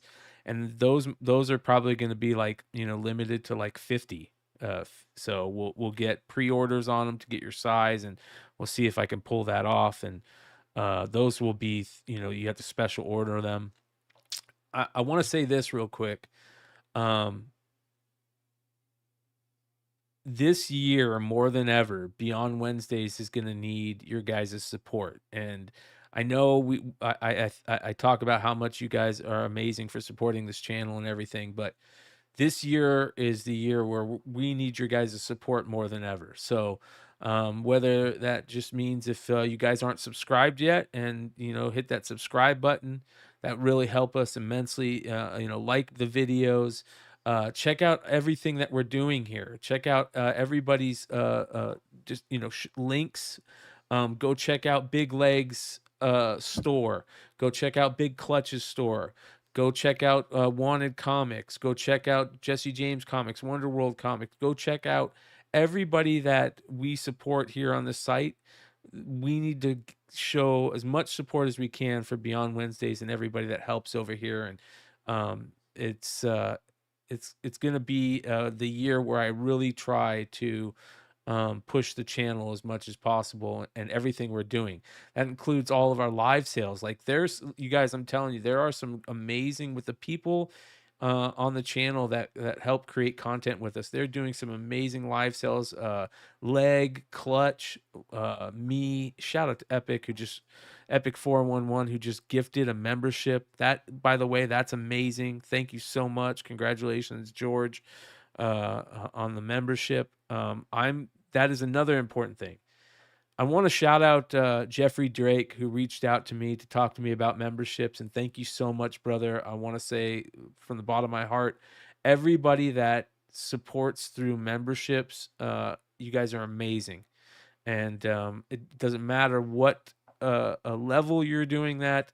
You're just showing support for the channel, and it's unreal. And for those people who are members, I'm going to be working a lot harder to get you guys some cool stuff. One of the ideas I'm working on is I want to get more cool things for the members. And what that means is I'm going to pick different things, and not just for members, like everybody that supports us. I'm going to do something where I create, whether it's a variant or I have a really good idea that I'll talk about once I try to shore it up better. But it's something that we only give to people that support us. Shout out to Real Fake Comics. Welcome to live shows, brother. Welcome to members. Shout out to everybody that's jumping on the members. For everybody that does that, I want to do like a giveaway every month, where the only way you can get that giveaway is by supporting, the memberships or live chats. And everybody that supports us with that some way will get chosen for a giveaway every month. And that's the only way you can win that item. You can't buy it. You can't get it any other way. And I think that would be very cool. And so we're going to work on all that stuff. And I just want to say thank you to everybody that supports us over here, because it means a hell of a lot. So, all right. I want to talk about GI Joe real quick. GI Joe Hasbro Pulse was supposed to happen, or is being talked about. They were supposed to do this GI Joe live show or podcast, right? If I'm not mistaken, and yeah, they had to push it back. And it was for PulseCon is coming up, right? The Hasbro PulseCon or something like that. So yeah. Oh, I was just going to mention Toy Fair too, just because Toy Fair is in New York, and that's the beginning of March. So, maybe that, because they moved it from February 18th to March 18th, and I don't know if they'd shared a lot of renders, like digital renders, like the snake and just different, the All Striker and Crankcase, and I believe Breaker. So I don't know if they were going to share like the actual versions or more digitals, because there's some other digitals that they need to follow up on, like the Snake Eyes and the Polar Bear from the Mass Device. I don't know if they're going to show all that stuff at Toy Fair. Like, hey, do we want to show this on live stream on YouTube and then show basically the same thing at Toy Fair, or do you want to do it at Toy Fair and then show everything? Because I'm sure they have other things as well, and then they'll probably have better quality items to kind of show for during the presentation. Because I know like one question right now is the snake, like how big is it? Can a figure fit in it like the old snake, or how does that work? Yeah, this thing's pretty, and then like cost too. Yeah. Interesting. You guys can see because the size of it. I love the cover girl. Like, looks great. Yeah. So I was watching. Oh, this is pretty interesting. There you go. This is hold on. This is that remote control one, right? What was that called? No, this was the All Striker, but now it's a little different because like it's got that one seat in the back with the cannon. It didn't have that on the original toy. It just had the cannon on top. It didn't have the extra seat in the back. It came out in that 4 series with like the hydrofoil and the mauler and stuff. Okay, I remember it now. Yeah. So that's cool. Because Crankcase looks kind of similar. He was kind of plain, Yeah. Back then. Here's the snake with all the accessories. Yeah. Looks badass. There was more. Oh, here you go. Yeah. Slice and dice. Yep. Mm-hmm. That's awesome. Yeah, looks good. There's one that I really want to talk about coming up though. Darklon. These classifieds are just so cool, man. These ones are a little plain, the diver pack, but I get what they're doing. Yeah. So, Breaker. Pretty good. I like the bubblegum head. That's the one thing that stands out about him. Yeah. There's Flint. Yeah, it looks good. Cover Girl.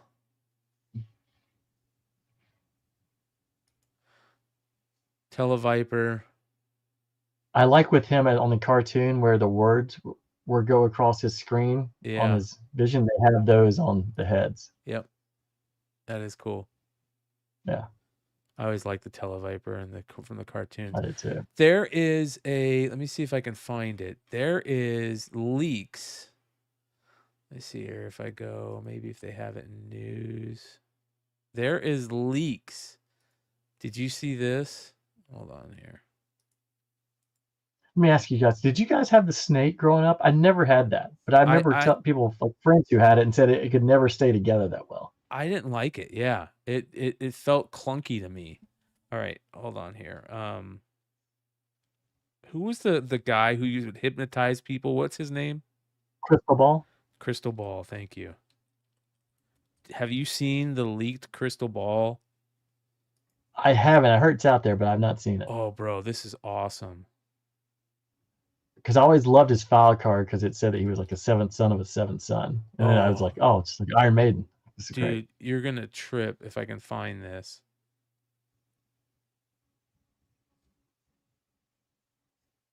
Okay, here we go. Check this out, dude.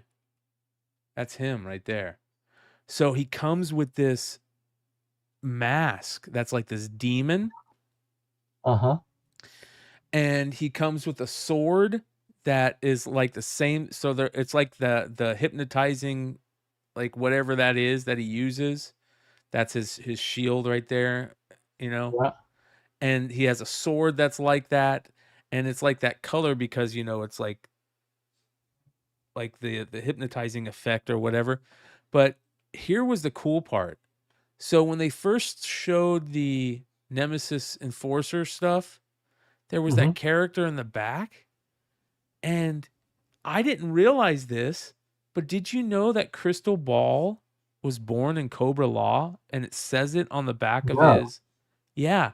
It says it on the back of his, not his file card. I want to say one of the GI Joe card series.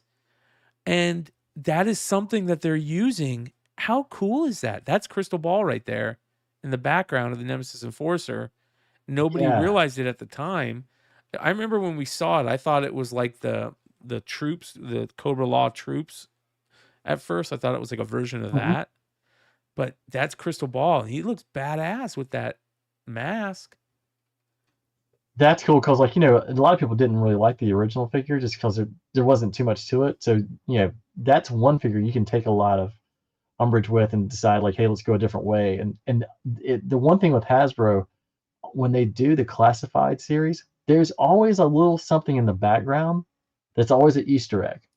It's just whether or not like people pick up on it or not.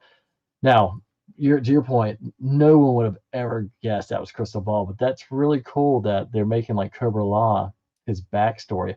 That would be really neat too if they incorporate that because Hasbro has been pushing the GI Joe comics and Transformer comics in their live stream. Yes. So I'll be interested to see if they actually do the same thing in the comics as well.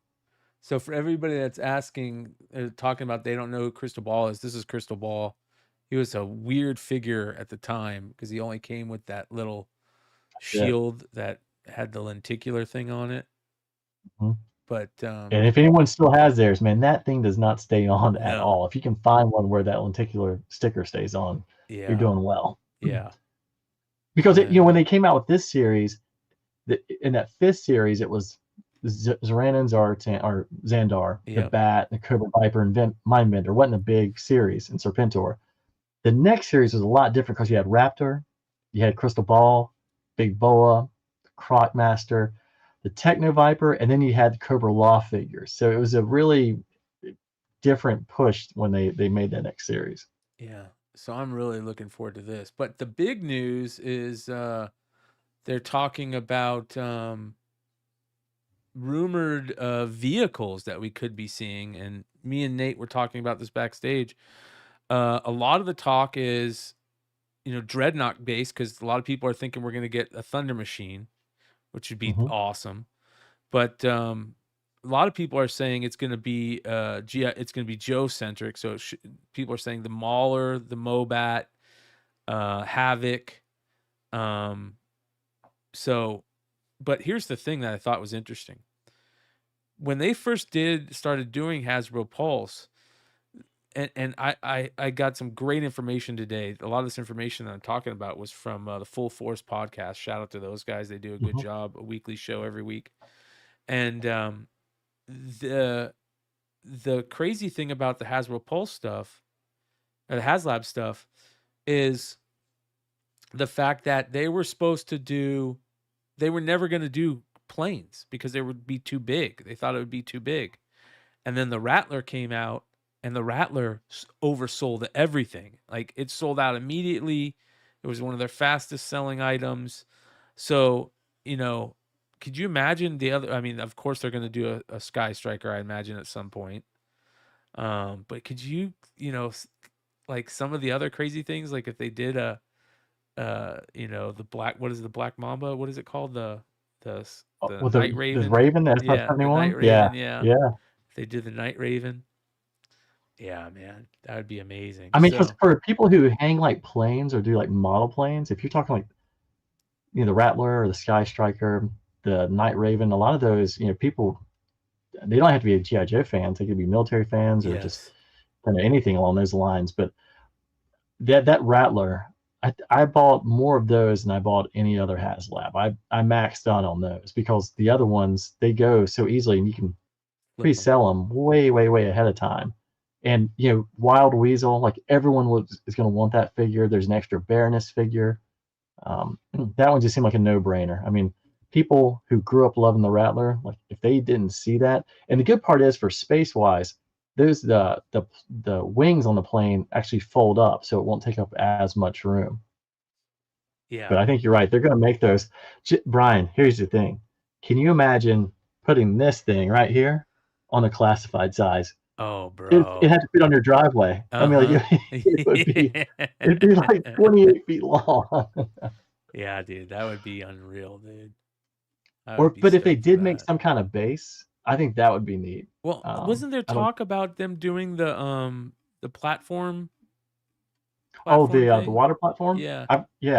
I don't know. That it's possible. The thing is, like the Cat's Lair behind me, that's for classified series size. The Ultimates and Super 7 is the same size. So you can make like a Cobra, like that first miniseries, like Cobra Headquarters or something along those lines, because that's what I'm hoping they do with. I hope like Super 7 does with the Reaction Plus figures. Look at this, figures. You guys. This is what's behind Nate.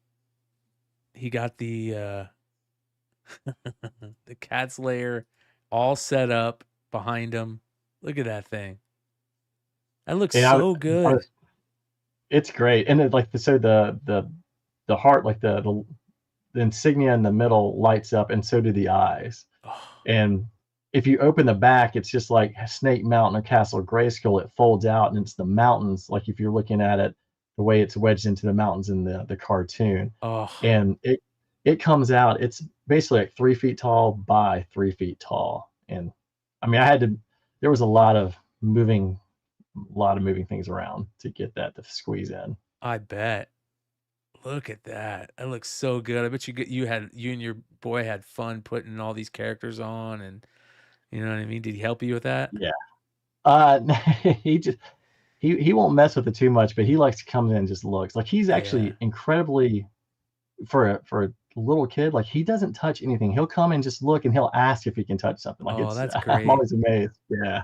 That's great, man. He's funny. Yeah, he's funny about that. Look how good that looks. I was wondering what the figures were, and these are the Super 7 figures you said? Yeah. And so they're the same size as your classified stuff. I mean, they're the 6-inch figures. To kind of give you a perspective of how big it is. Like you can't really tell like from here how big it is, but it's Look how dope Mumra looks. Mumra is such a great looking character. Great design. They reissued him and Lion-O recently, and they made it to like they're similar to the originals where the eyes light up. Oh, that's awesome. Yeah. That's awesome. Brian, you would appreciate this. I do have the Ghost Rider, the one that came out back in like 91 that glows in the dark.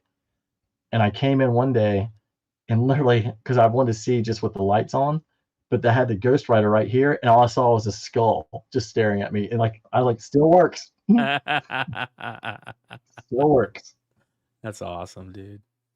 That's awesome. Very, very good stuff. So, GI Joe fans,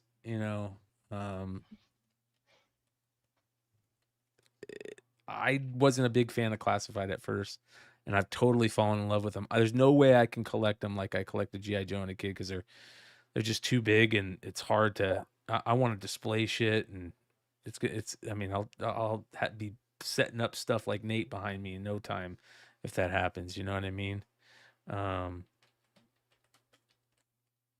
Well, Billy did ask, he still want to know where you get the alien glow head. Well, I'm showing him right now. So this is for my boy Billy, my friend, who I have not. I'm sending you the link right now as we talk. I'll send it to you on your IG. This is it right here. So I'll send it to your IG, my friend. By the way, in West Coast Big Rob, those are Inhumanoids. I just saw this in chat. West Coast Big Rob had asked if those were the Inhumanoids, and they are. So I speaking of aliens, I don't know if people have heard, but they optioned an Art Bell movie. Did you guys see that? Coast to Coast AM Art Bell movie biopic. It's going to be Paul Giamatti is going to play Art Bell. So he's great. Yeah, he's great in everything. Yep. Did you see Billions with him? I mean, he is. Yeah. Stud. Yeah. Excellent. So I'm really stoked for that. Man, they better not mess that one up, or I'll be rioting. You think I was mad about Captain America? Captain America got you riled up. They mess up Art Bell's biopic. I'm gonna be really pissed off. So, all right, you guys, we got to get into it. We'll see how long it lasts. Let's do it. I got at you, McClay. I hope this makes your comfortable drama, because these dudes, goofy ass dudes. Into the news. Into the into the. But let's get down to business. Drama. Always room for drama. Always room for drama. So I will start it off by saying this. Donnie Kates was at Megacon. I did see, I want to say it was Bueller. Oh, God. Bueller. That Bueller put up a picture of him hanging with his boy Donnie. Let's see if I can find it here. Here we go. Man. I'm not gonna say it. So it is what it is. But there's Donnie Kates in Megacon. This is the only picture I saw of Donnie Kates, and at first I was like, "Oh, great, he's out. He looks good and this and that." But I have been hearing a few rumors that don't make it sound good. And again, these are rumors. One rumor I heard is that the guy missed his flight out there. Missed a lot of stuff he was supposed to do. So that isn't good. And the second rumor I've heard is even worse. Is that he was caught sleeping under his table. Now, I don't think that means sleeping at the con, but I think maybe he was a little tired and had to take a little nap under the table. And that blew me away. So I am praying and hoping, you guys, that Donnie Kates is not in a rough place, because that would suck. We all here want Donnie Kates to be back, and we want him to be the best Donnie Kates ever. We want, great comics. We want great stories from a comic fan, a former comic, guy, like a comic guy. He's one of us. What we don't want is to be hearing rumors like that. And I will say there are rumors, but they're from people who I trust what they say. And that just did not sound very good. So let's all hope and pray that he is not back to doing, stuff that is not going to help him, and that we want him to be writing comics again. But man, it doesn't sound good. Speaking of somebody who was at Megacon, our boy James, who just joined us. James, how was Megacon, my friend? It was good. It was really good. I got the I got the con crud hard the next day after leaving. I've had like body aches like you wouldn't believe the last 3 days, barely getting out of bed. Oh no. But felt a lot better today, so that's been good. Yeah, that is good. I heard a couple people got sick, but that happens. Usually one out of every 3 people. Because people don't wash their hands, bro. I'm telling you, dude. You know how I knew COVID was over, bro? I was at an airport, went to the restroom, took piss. I was washing my hands. See a guy leaving the stall. Don't need it. Don't need any soap. And I said, "We're back." Yep. So, and did you happen to see Donnie Kates at Megacon at all yourself, James? I saw him once. Was he asleep? About it. I unfortunately had a little bit of a side bet with some people there, whether or not he was going to be there the whole weekend, and I'm pretty sure I'm owed money now. So yes, you are. Oh, he didn't even finish the weekend? No, he didn't show up for the first part of it, from what I hear. Yeah. Oh, for the first part? Yeah, I walked in on Thursday early and saw his table and was like, "Oh shit! All right, cool. We'll see if he's there." Yeah. And he's there sometimes. Yeah. That's a bummer, man. I really hope that he figures it out and we can get some Donnie Kates craziness like we used to have. If he still has it in him, it would be good to see it again. Yes, it would. But on a human level, I hope he is taking better care of himself and he, all that. But yeah, I am with you 100%. Speaking of, Megacon, it seems like it was a very good con. There wasn't much drama out of it. I know usually we get some bit of drama out of Megacon. It seems like the con was pretty good. Was that your overall feeling of Megacon this year, James? Yeah, I mean, the only issue was the same stuff that we all complain about with every con, that there's under the table deals that happen before the con that doesn't leave enough books for actual people. I can happily say I stay the fuck away from that shit. So, but I don't know. It was good though. I think for the most part, I didn't really hear any rumblings of anybody upset with anybody or any drama, or it was kind of a low key Megacon for the most part. It was busy. The artist gallery there was fantastic, as it usually is, but it wasn't like Thursday and Sunday were great. It was, you could move around everywhere. Saturday got crazy because Saturday is always crazy, but I was smart and stayed the hell away from the convention center on Saturday. Nice. But yeah, Sunday wasn't too bad. Cool. So very cool. I did see more Rob Liefeld ranting. Have you guys seen this yet? Check this out. Speak to me at the premiere. They did. So this is from his Whatnot. They did not speak to me. And this is him talking about Marvel and the premiere and how they did him dirty. And man, you can see listened to the podcast. Yeah, the podcast was excellent. Yeah. Man. And they did him dirty. Here we go. They did not speak to me at the premiere. They did not speak, look, shake my hand. It was classless, and it was honestly, from where I... You guys can't hear him? I can't hear it. Yeah. Okay, hold on here. That isn't my bad. I'm glad you guys said something. There we go. All right, let's restart that. They did not speak to me at the premiere. They did not speak, look, shake my hand. It was classless, and it was honestly, from where I stood, deplorable. They did not speak to me. I pick a name, not just mine. Pick a name. My email to them said, "You do not have a history of treating creators great." Not Rob Liefeld, great creators. The Kirby estate sued them. The Ditko estate sued them. You know, years long. And guess what? Guess who coughed it up? Okay. They did. So he is. Woo! Make sure you guys go listen to Rob's observations. I'm a Rob fan. I'm a Rob homer, and I'll continue to be a Rob homer and Rob fan. I think he's hilarious. I love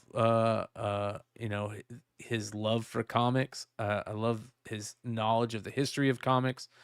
I'm still a Rob Liefeld fan of his art. It takes me back to when I originally got into comics. It's very nostalgia based, but I'm a fan of Rob himself. He can get a little off his angle sometimes, but he's allowed to do that. He's in the record books in comics. He's allowed to say whatever the fuck he wants, and nobody can say shit to him. And you won't, because he'll say block, adios, and then after he blocks you, he'll talk shit about you and make fun of you. So, all right, next. This is interesting. More Pokemon stuff. So Costco canceled Blooming Waters, I guess indefinitely, because of probably the amount of UFC fights y'all were hosting out there. Target is no longer carrying Pokemon effective May 14th. And I saw this email from Pokemon Center that someone posted where they're just canceling orders, giving out $20 gift cards, and calling it a day. So with Journey Together around the corner, what's the next move? You know what I mean? I was thinking about it today, and I was like, damn, Costco's canceling, Target wants to cancel, Pokemon shops are dried out. What's the next move? I mean, obviously Pokemon is not printing enough. So how long do these prices stay at these prices? Are we going to triple? Are we going to go to $400 booster boxes now? Or what's the solution here? Ladies and gentlemen, Pokemon fans, welcome to the world of the sports card fan. Welcome to our world. Welcome to paying outrageous prices, no return that's even worth it in the slightest.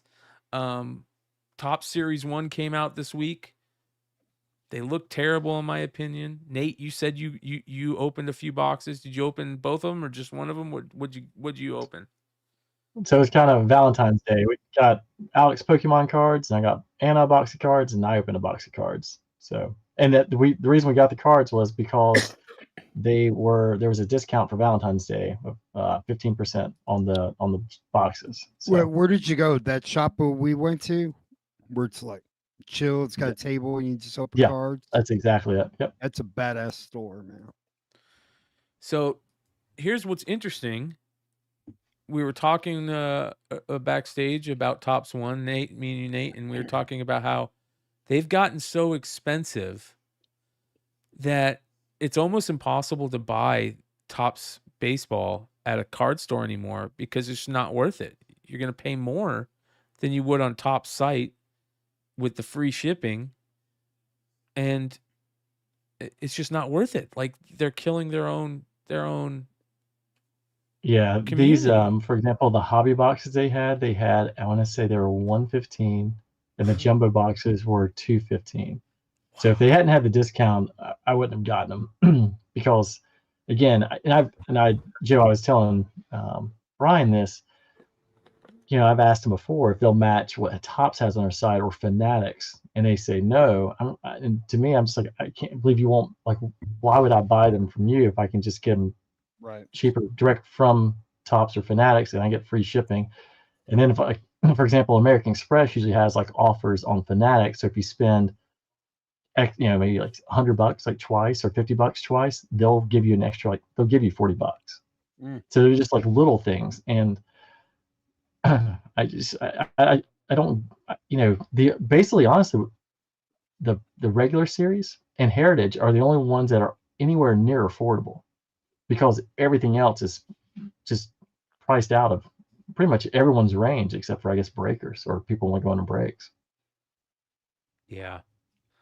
Like, I don't know how any kid could get into sports cards at all. They can't at all. And now they're not going to be able to get into Pokemon anymore. So, it's nuts. It's just, people are asking, if they should buy any boxes. I mean, I'm not going to say what you should and shouldn't do, but I'm not buying any. I'm out. I'm silently protesting cards. It's too expensive. It's not fun anymore. There's only, I don't think there's not a guaranteed auto in the hobby box, which is garbage. Not in hobby. Yeah. You're most likely going to get a relic. How many in the jumbo? One guaranteed auto and then 2 guaranteed relics. Not worth it anymore. That's ridiculous. For almost $200. Mega boxes are $50. Like, what the hell? Yeah. Blasters are $24. Tops blasters my were $9. My niece pulled a Charizard from the McDonald's packs. There you go. And she pulled a Charizard. She goes, "Oh, I put a Charizard." That's awesome, dude. That's great. That's about the only place they can get them now is those McDonald's packs. It's like, yep. Oh, man. And the one thing is, like, for the baseball, like, I like opening. It's almost, I have to quantify it a little bit as it's almost like entertainment. Like, if you're gonna gamble, $100 or $20, or if you're betting on something, because like I just want the cards, because I want the stats on the back, because I like looking at the cards during the games and just seeing like who did what in the previous years and the league leader cards, and they're like who led in home runs and that kind of stuff. And I always now they've changed the schedule, but I used to always buy like 2 heritage box, and I would open the heritage box on opening day. Yeah. And I love heritage more than anything, but the prices are just, I think I heard maybe that someone had said about Fanatics and how much they had increased their revenue last year. Well, I mean, like, I'm sure, like, how much, I'm sure with the tops, because they doubled all the price. I mean, the prices have gone, they're so high on everything. Like, I'm sure their numbers are astronomical. They ought to be, but it's ridiculous, dude. Check this out too. Rip now on Fanatics Live. Get $25 off your first break. And if you pull a heavy lumber card, they're giving away $200 in credit. So, by the way, you guys, this is where we're going. And I see somebody made a comment that Leschel made a comment. Breakers control the hobby now, it seems like. And you're 100% right. It's about breaking, and that's it. And it's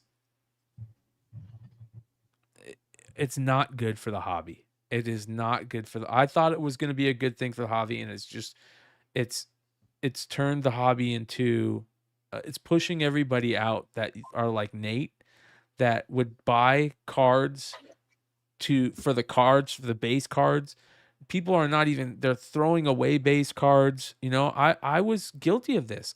It was just it's the card collecting world has gotten way out of hand. Yeah, you don't get anything out of the packs, man. It fucking sucks. Yeah. Yep. It's terrible, and it's too expensive. Most of the time, there's nothing there. One thing I was going to mention to you guys is that the card show I went to, he was with Hood the weekend that they had in Houston. Usually when we go, I would say it's 80% new cards, and it's primarily basketball and football.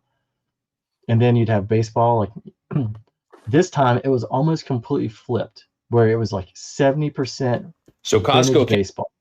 Sorry about that. Like it was completely different. Yeah. I was really surprised on that, which I love, because that's the stuff I like more than anything. But I mean, there's just so much of this new stuff out there. It's just not worth anything. Like how many different, they introduce more parallels every year, and just like the number of it's just trash. It's just crap. I'd rather buy vintage stuff like fucking 71 Ryan and 1970 Pete Rose and shit like that, Henderson rookies. And there was one guy who had some neat stuff. Like he had different like Mattingly cards and just different players, but he had them all autographed, and it'd be like 8-time All-Star, 1985 MVP. It'd have a couple different things with the signature, and they were all graded. And I asked him if he had any Strawberry Goodens, and he's like, those are the two I didn't bring because he's from New York, and he's like, they usually don't sell. And so I got his card. I know, but he had like Boggs and Madeline and all these other guys, and I was like, man, like those are neat. And then I saw like a Will Clark and the 86 highlight set, the first home run off Nolan Ryan. It's autographed by Clark, and it mentioned that. So I thought those were. You know what's an underrated set? I was going to tell you, Nate, the 85 Donruss highlights. Because you got and it always surprised me that those cards haven't jumped up, especially like the Pete Rose breaking Ty Cobb's record, and had a bunch of Mattingly's and Goodens and stuff. 85 was one of the great years in baseball. So, but the quality of the cards and that little highlight set was and those black borders on those Donners too. They're tough. Yeah. Leshel says, I have a Southern Hobby account and I stopped buying anything with cards the last 2 months. I'm with you. I'm with you. I'm able to get those Southern Hobby prices too. They're just too expensive over there too. It's what are what are the ones that have the oddballs, like the Oppenheimer and those guys? Is that the Allen and Ginter? I think it was Allen and Ginter, and they got. I bought a hobby Allen and Ginter not too long ago. I didn't get fucking jack shit. Yeah, dude. it's usually Allen and Ginter where you can get all the cool stuff. And then they also I got have Paul Skenes, but yeah, that was it. I mean. Speaking of breakers ruining the hobby, check this out.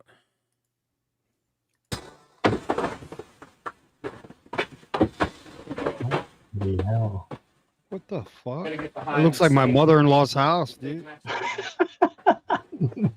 Just boxes and packs and base cards.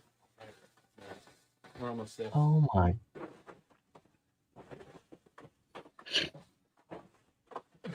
Bro, go to sleep, bro. Look at that shit, dude. Let's put another box. Fuck it. Yeah, those radiators don't get hot, and that's good. Let's put a lot of paper on those. Yeah. Oh, that, man. Unbelievable. So it's dire. You're an idiot, dude. It's dire. I feel like, and I was saying this to Nate before the show.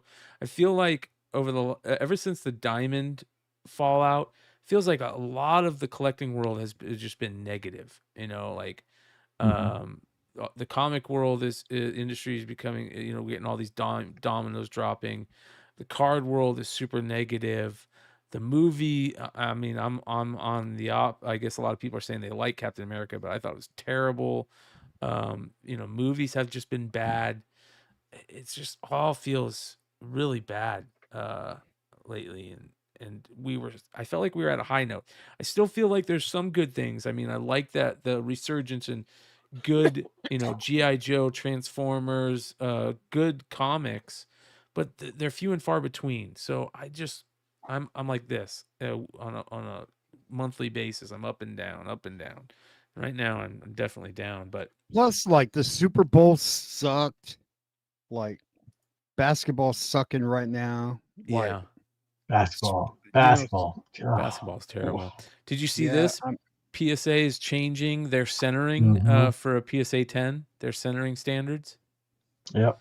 So it says here, attributes including 4 perfectly sharp corners, sharp focus, and full original gloss. A PSA Gem Mint 10 card must be free of staining of any kind, but an allowance may be made for a slight printing imperfection if it doesn't impair the overall appeal of the card. The image must be centered on the card with a tolerance not to exceed approximately 55-45% on the front and 75-25% on the reverse. So they've changed it. It used to be 60-40, and now it's 55-45. So was it 60-40? Like, what were the standards for the back before? Did that change? Was that always been 75-25? I feel like it has, but Man, this is crazy. So, and they didn't. It felt like to me they didn't make it a big public announcement. It was just kind of one of those things they put out, and then as people started seeing it, they started. Are the 9s 10s now, or what are we doing here? Yeah, that's what they're saying. Grading card. It says here. Mm-hmm. A lot of people are saying that, you know, you can go pick up 9s now and regrade them or something. Is that what they're saying? Yep. That's what I would do. So the grading standards are getting tighter. No, it says here, no. So old PSA 10s are now considered 9.5s, is what people are saying. Yeah. So it's that's worse. kind of it's gonna be hard to get then. Yeah, yep. It's hard. Yep. I thought it was the other way around. Okay. Mm-hmm. Yeah. So there you go. Harder to get those grades. Oh boy. Oh boy. So it feels, and then if you remember, there was the drama about the Paul Skenes patch. You remember that? People saying, "Oh, this is fake." Because the quick turnaround. They had to remake the card and put the card in the set because they forgot it in the set.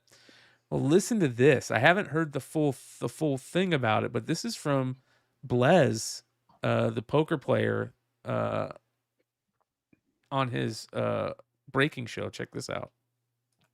There's also information that I have that I'm not allowed to share, and it's a good look on Fanatics, but I'm not allowed to share.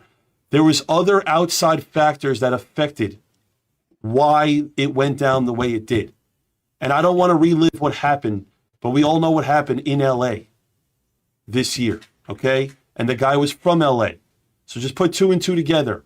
But that also had an effect on the whole situation, okay? That's just the truth of it. And that's information that I know, which again, it's private. But my point is, when you're living in California with all the stuff. What does that mean? Is he saying that the card was burned and they had to remake it? That's what I'm thinking he's saying. Yeah. What it sounds like.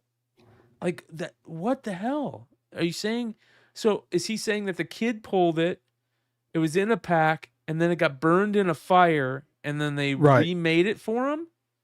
That's what I think happened, because I saw this, I think, last week, and he basically is saying that like, because of the California fires, I mean, like, you read between the lines, that's what he's fucking saying.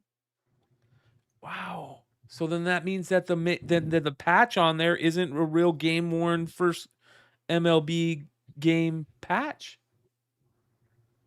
That's crazy. This guy says, please explain in normal words what happened. Nothing happened. This guy's just clueless. It's just hard because he's not citing, like, there's no proof. It's I've got unnamed sources. I've got this information, but I can't tell you anything. Yeah. I mean, anyone can kind of say a very broad statement. So you got to have something a little more concrete for me to buy it. The card was destroyed in the fires. Topps made a new one and replaced it, so the debut patch isn't actually from the game. Wow. What, did they get the jersey and just cut a little piece and then throw the jersey away? No, what they started What's doing, the patch from? They put a patch. The patch is a sticker. It's a sticker patch on the sleeve of every rookie during his first game. Where it says debut, right? Yeah, MLB debut. Yeah. Oh man, this guy shouldn't be saying that. I mean, talk about reckless. Wow. I mean, if you got something solid and you've got proof, I mean, that's fine. It's just I don't really buy into it until there's something that's more definitive. What if he's just starting fucking drama? You don't know. So not to be that guy, but the card was hit on Christmas and the fire started January 7th, 2 weeks later.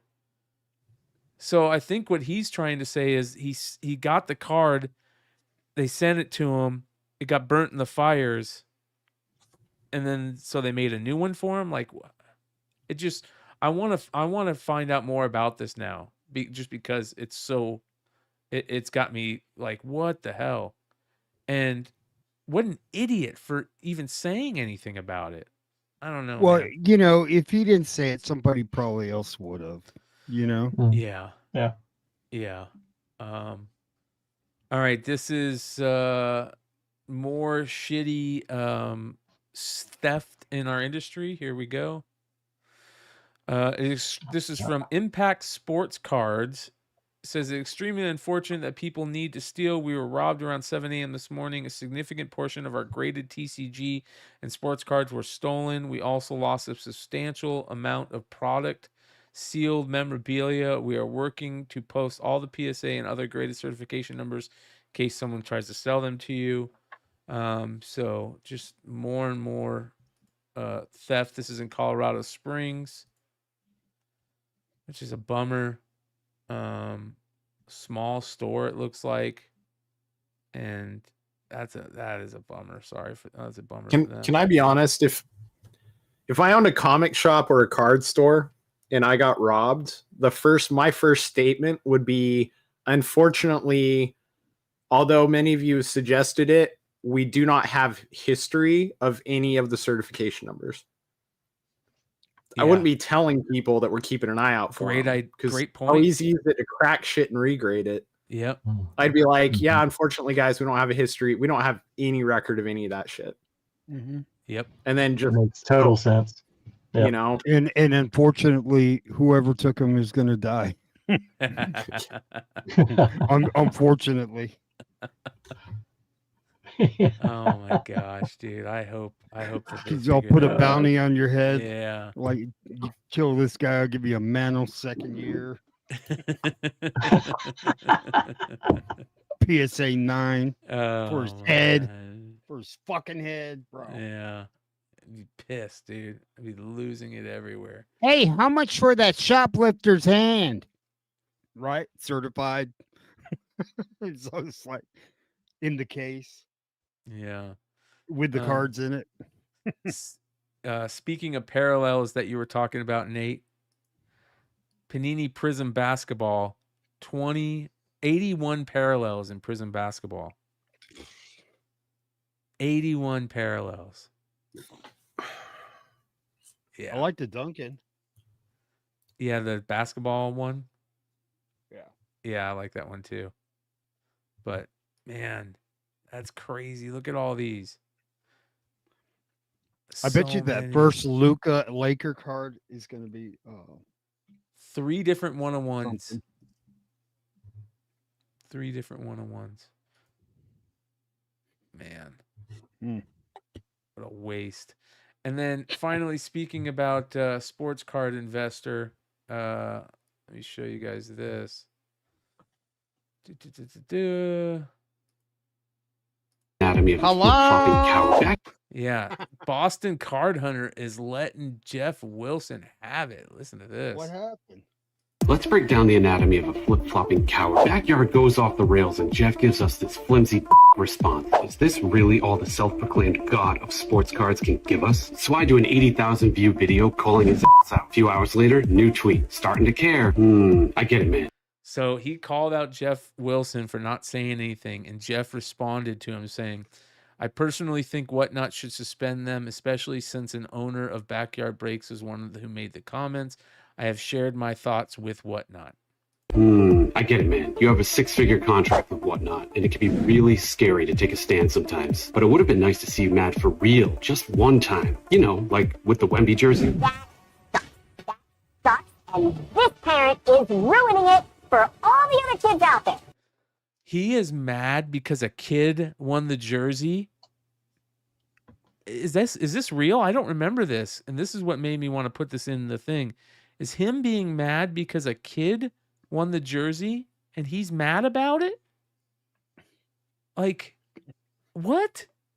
That's the type of shitty thing that a guy who sends his little kids to go get autographs at a spring training game would say.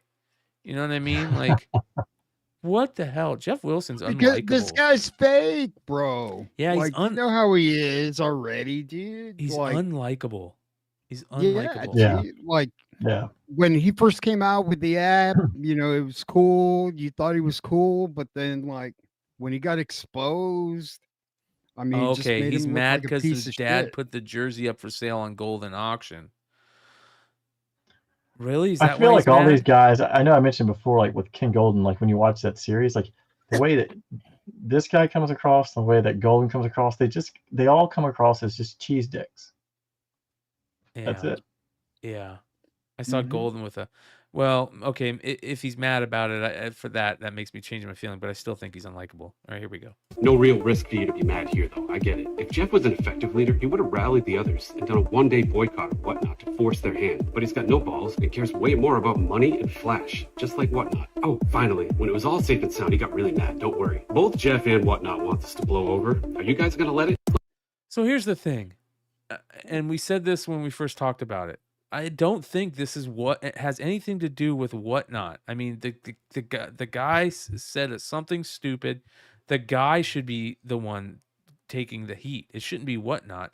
Whatnot's not gonna kick off the number one money maker for them. Yeah. They're just not. Period. Yeah. It's not a smart business move, and it's obvious the guy was just trying to fill airspace, and he said something stupid. You know what I mean?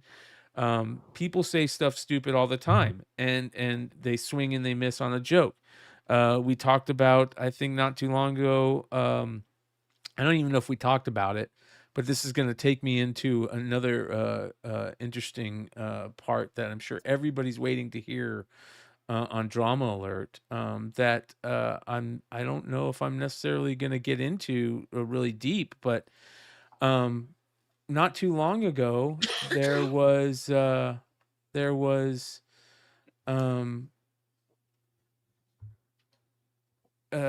joke that was made, a racist joke that was made on another show. Somebody asked, "Hey, do you mind if I tell a racist joke?" And they said, "It better be funny," and it wasn't funny. Okay, and everybody wanted to crucify the guy. And then now and this is in our community, you guys, and now that's turning into this huge thing with racism being called out. And shout out to Razor. Yeah. Shout out to Razor. Shout out to that whole side of the comic book content world, Big E and Legion of Comics and Circumstances. I know all those guys are really talking about this really heavy right now. And one thing that Razor said that I have respect for him is he said, "Hey, this is how I feel."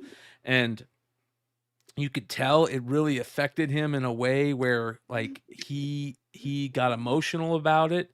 And he felt like that his people that he considered friends were basically kind of going back on what he thought that their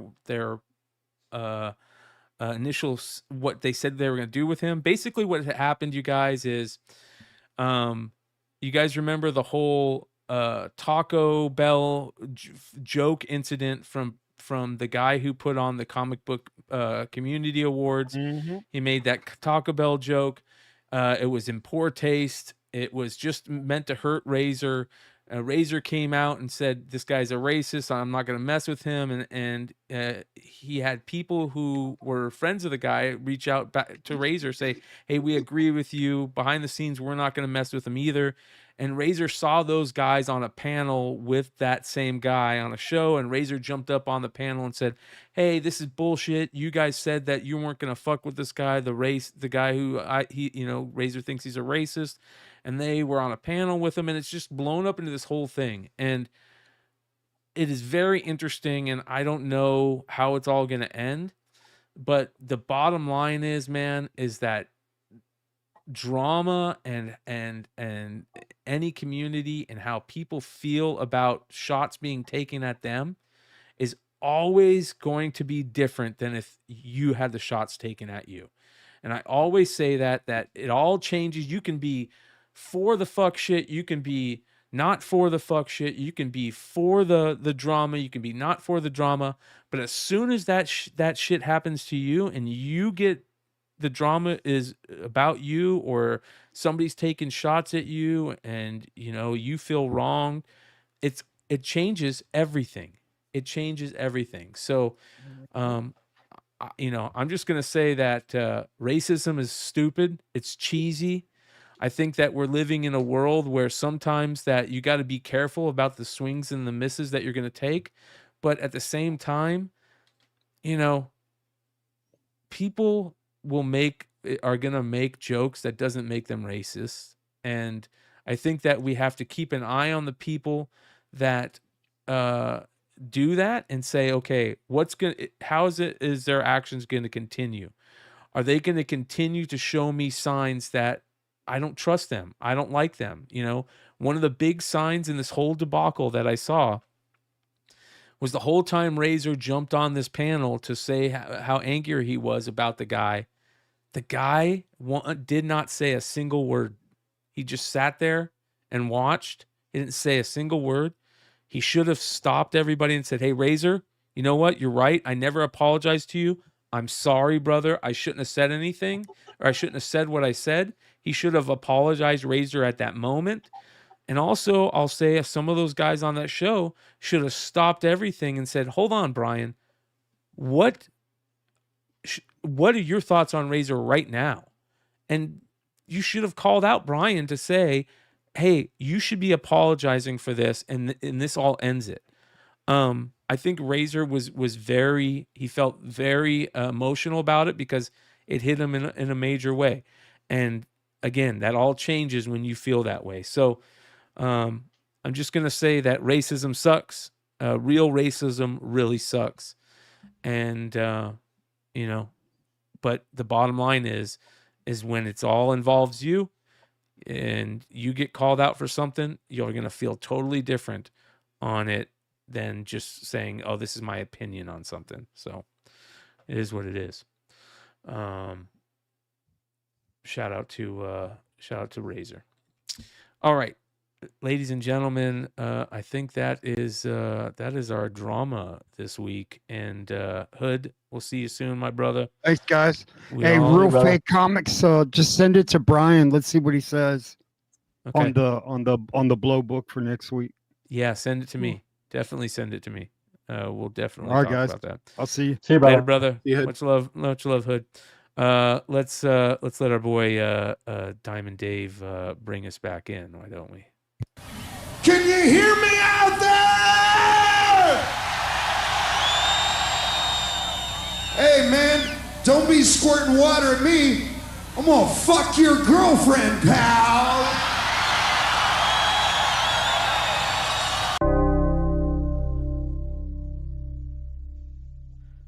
All right. God, love that. Just love it. Shout out to all the David Lee Roth fans. All right. One other thing. Let's break down the anatomy of a... Whoa. One other thing that I wanted to talk about tonight that I saw. Shout out to... hold on here. Where is it? Shout out to my boy. I think it was Big Leg. Somebody showed this to us in a link recently. Might have been Yee. It was in one of our chats, and I am definitely gonna grab one of these. Check this out. Speaking of breakers, I give all the shit about breakers, and then I want to get myself a breaker mat. This is from that was in the chat. Yep. Oh, that thing look was at this. Cool. Yeah. Get a Grip skateboards. Put this out. They say before the Chrome madness hits, because Series 7 Chrome is getting ready to drop for Garbage Pail Kids. They said we will share a little cool thing. Well, not a little. This premium card sorting mat with double stitched edging comes at an enviable 31.5 inches by 23.5 inches. Perfect for keeping your sets in perfect condition while you sort them. This is a limited item, only 50, and it goes live on sale Saturday at 1 p.m. It's got to be sold out, right? Has to be. Yeah. Because you're right. Leg had posted that. I forgot about that. So did I. I didn't That realize thing it was looks going on so sale, great. dude. Oh, that's a bummer if it's sold out. Yeah, it's gone. It's gotta be. Yeah. It's got to be gone. That's crazy. And usually too, they send emails. I didn't see an email come across about that either. Let me see here. I wonder if I can go. They have some really cool stuff. Yeah, they're amazing. Availability. Here we go. Go out of stock. In stock. Out of stock. They won't let me do anything. Huh. That's a cool neon sign right there. $4.99 one. I'd buy that one. If I like the one I have behind me, but man, that one right there is awesome with the lettering. Yeah. I like the Boglins decks. I love those, obviously. Yeah, man. That's a bummer. Oh, well. See, I like the Atom Bomb Neon Head, the third one. That one. Yeah. Yeah. They're great. I love the watches, too. The 80s digital watch. The Peel Here sign. So these are really cool. I just saw these, and I thought these were sold out. The Dead Dudes, the Deadwoods. And you can get signed John Pound, the original. That's the original Garbage Pail Kid that never got released. It was a wacky package.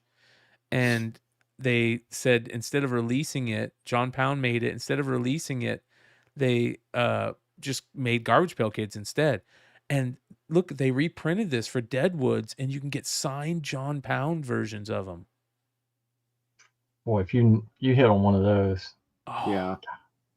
Yeah. It says each foil wrapped sealed blind box contained one exclusive double-sided Deadwoods figure and one randomly inserted Deadwoods 2 official Garbage Pail Kids collector cards. Signed autos from Roy McQueen and rare chase variants of every character.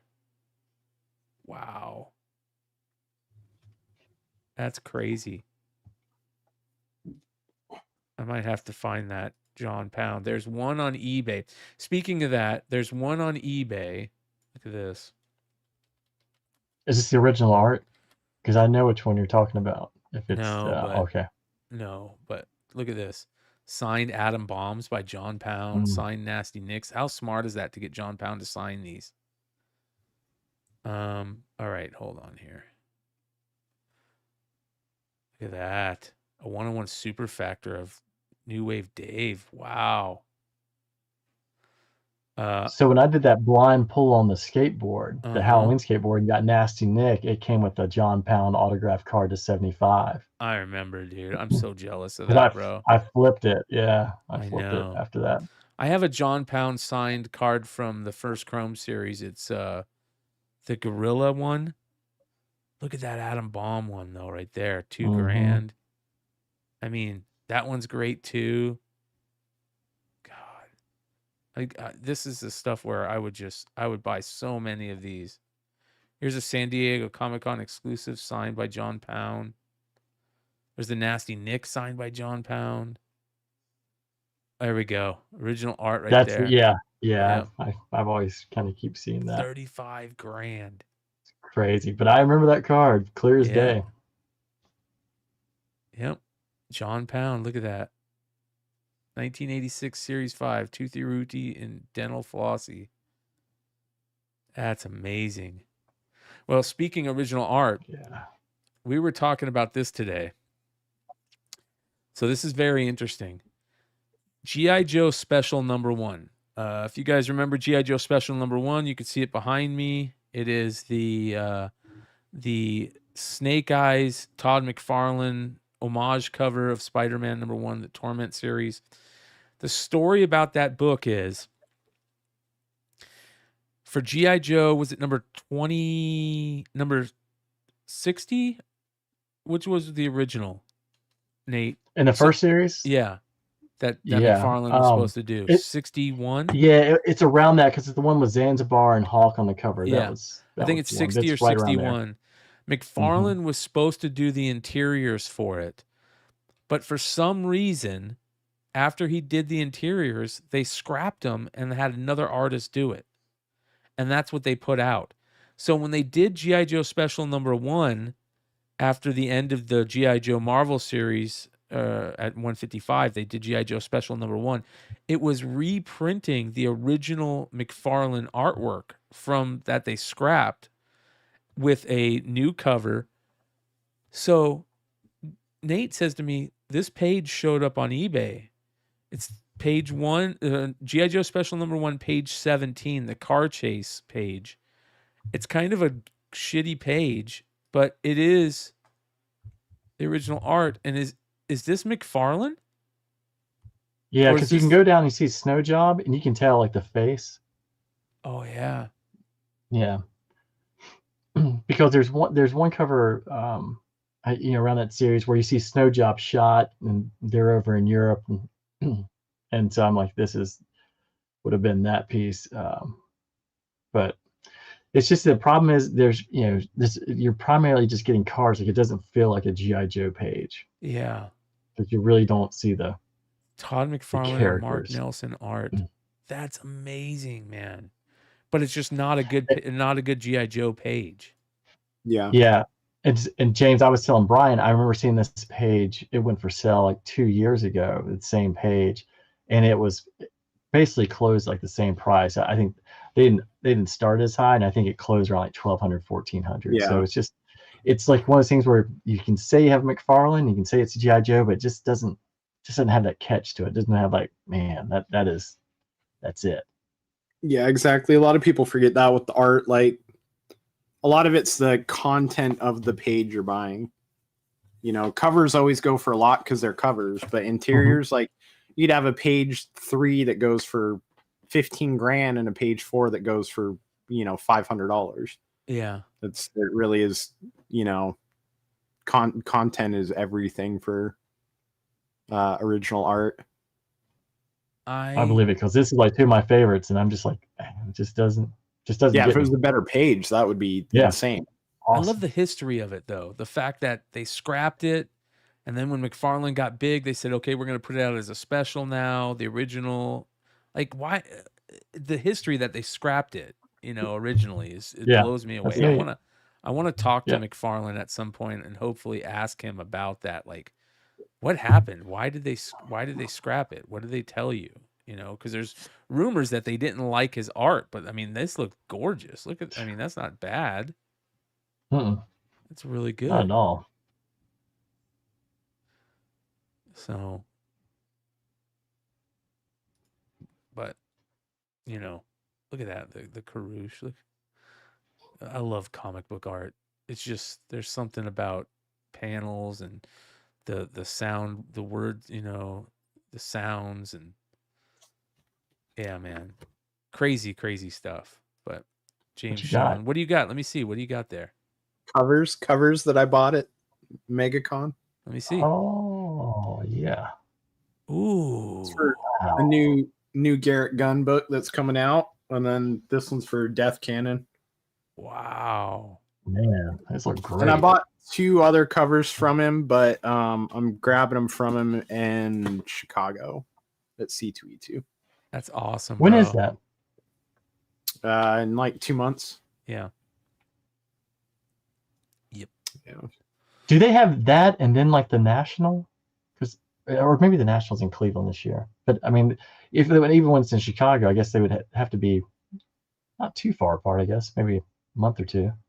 Yeah. If that's in April, and then the National's probably in June or something like that. Those are 2 big conventions to have in the same place in a relatively short time span. Wow. Yeah, that's crazy. C2E2 is going to be weird this year though, because most of the Scots team is going to. They've got a convention like the week before, so a lot of the big artists that travel with Scott's Collectibles, a lot of them are skipping out on Chicago this year. Wow. But I mean, last year, I was trying to remember, because last year I don't think they had a huge presence there either. They had like Tinian and Deledra and all those dudes, but like they didn't have, like at Megacon, they had 20 plus artists, but I think at C2E2 last year, they only had like maybe 7 or 8. So I don't think it's going to be that big of a change, but it's definitely a little. Anytime the Scots guys don't show up to a con, it's definitely a hit, like it definitely like. I feel like attendance probably takes a hit and stuff like that. They roll too deep. So. Yeah. Man, that's crazy. So, how was? Did you get any other pickups at the con? No, I blew my budget before the con. Oh yeah. Yeah, I'll show you. You got any pickups, Nate? Too. We'll go through pickups before we call it a night. Actually, I call these out. I just gotten these. I love the old Inhumanoids cartoon, and they only had one series of figures, so they're tough to find. Like I usually only see like a couple of these come up a year, and so I was able to get two of the main guys, Herc and Derek Bright. So if I can find Liquidator and Augur, that would be all four. Yeah, that's complete, awesome, bro. But yeah, I love these things. Yeah, I think it's Herculoids that Dynamite is doing a comic of Herculoids. The one thing I was going to show you too, Brian, I did pick up the Super 7 just released a couple more of the Reaction Plus. Oh, yeah? And I'll figure those out later. They released 4. I got 2. I got these from Target. So they got Duke and Serpentor. Serpentor. Now, the interesting part is the other 2. You remember the old series, the first series? Ramar, the guy who was the big guy who fought Duke in the pit, the slave pits. Yeah. So they made him, and they made him as a bigger figure. And then the third series of the cartoon, when they have the Fatal Fluffies on the Space Station Delta during the Pyramid of Darkness, they made those as well. So they're Target exclusive. So I'm trying to find those. That's cool. That is cool. So they're neat. There we go. All right. What did you pick up, James? Okay. I blew my budget. So I bought a bunch of old books. So I got Mysterious Adventures issue number 9. Ooh. Right. Nice. Well, it looks nicer than a 3. Got a lot of these look way nicer than the grade. In fact, the last one I'm going to show you is going to Red Hood because it should probably be like way higher than it is. I got Star Flag Undercover Girl. Nice. Oh wow. What year? That's 1954. Great Bob Powell cover. Batman. I think I maybe showed you guys this one. I bought this one a little bit before the con. I wouldn't say this was part of me blowing my budget, but nice. Oh, man. Yeah, Batman 29. And then this was the big one though. So this was on my comic shops. They do like a big, like every 3 months, they do a big auction on their website. And this was one that once I saw it, I had to have it. It's from the Bobby Blue collection. But it's 7.5. Yeah. Wow. Journey into Unknown Worlds 14, and it is one of my favorite. It's probably my favorite cover from Journey into Unknown Worlds. And yeah, it's the cleanest 7.5 you will ever see in your entire life. Wow, bro. So I think this one's going. It's got some back cover staining. The front cover looks perfect. The corners look perfect. There's like no spine ticks, but the back cover's got like that staining ridge. Yeah. So this is like the greatest candidate to send to Red Hood because it doesn't look like it's ever been cleaned or pressed. So I'm like, that's going to Hood in an instant because I mean, it looks like it damn near looks like an 8.5 as it stands. So I'm curious to see Red Hood could work some magic on it. I'm sure it'll be good. There's only 5 higher than it on the census. So if he can get it up to like an 8.5 or a 9, it's going to be like top 3 in census. Wow. I remember him coming and looking at some of my stuff, and that was the first thing he said to me. He was like, look at the back. He's like, everyone's always focused on the front, but the back, there's usually just a lot of things you can clean and get ticked up. Yep. Especially on the older books because they did the white, they did those white back, like the stains show up super easy on them, but they also come out pretty easy too. So well, there you go, you guys. All right, so you got any eBay live sales coming up anytime soon? Just my regular weekend stuff. I had a big one tonight. I sold a bunch of raw signed stuff that I picked up at the con. Nice. Tomorrow night's a lot of the Megacon pickups though, like the spawns that everyone lost their mind about. Yeah, a bunch of stuff like that. Just some cool raw stuff I picked up. So I'm gonna have a big eBay sale tomorrow night. I'm gonna have a bunch of high grade low print run spawn stuff. I'm going to have a bunch of trade paperbacks. I'm going to have just a bunch of stuff. So eBay Live late night tomorrow night, probably around like, 8 or 9 p.m. Eastern. What time are you going, James? Around 8 or 9 p.m. Eastern. Really? Damn you. How long do you usually We go sell for? Different stuff, Brian. You'll be I know, fine, but man. How long do You'll you be go fine. for? Hour or two. Okay, Yeah. perfect. I haven't been feeling like super great, so I don't know how long I'm running tomorrow. Yeah, I might just run all my pickups, take me Yeah. half an hour, and then get off. So Yeah. I don't know.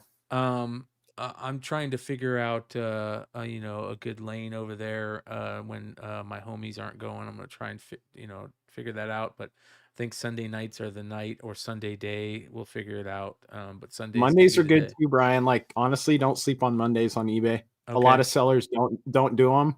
When I've done Mondays, because like if I miss, like say I don't do a Saturday because I got family shit going on, and I pop off on a Monday, dude. Mondays have been really good. Okay. Mondays later in the evening, because all the big sellers go on the weekends. Yeah. And Mondays aren't bad. Wednesdays are kind of shitty, but Mondays and Thursdays have always been really good. Yeah. I'll be doing a sale tomorrow night for sure. And then there will be a sale on Monday night, whether it's eBay Live or whatnot. I don't know yet. And then we'll be, of course, Thursday nights. We're always back on Whatnot late night. So you guys can jump on there. We'll have, I have big sales coming up. Tons of Transformers, GI Joe, a lot of old stuff from the Marvel series from both, the Devil's Due stuff from GI Joe. I'll have a ton of that. I've got a ton of stuff, and I'm also loading up the eBay store, you guys, with a bunch of graded cards. So if you're looking for graded baseball, I'll have a bunch of graded, show high rookies and baseball rookies for Start of Baseball coming up. So those are on the eBay store. You can find all of our links and stuff in the descriptions for all this stuff. So make sure you guys check that out. I'll also be putting up, I'm putting up like 30 or 40 slabs, including some really tough to find like Spawn signed stuff, McFarlane signed stuff. Yeah. Any of those 9/8s, Brian? No, no 9/8s. They're hard to find. Well, the one will be there's an 8.5 Amazing Spider-Man 300 McFarlane signature.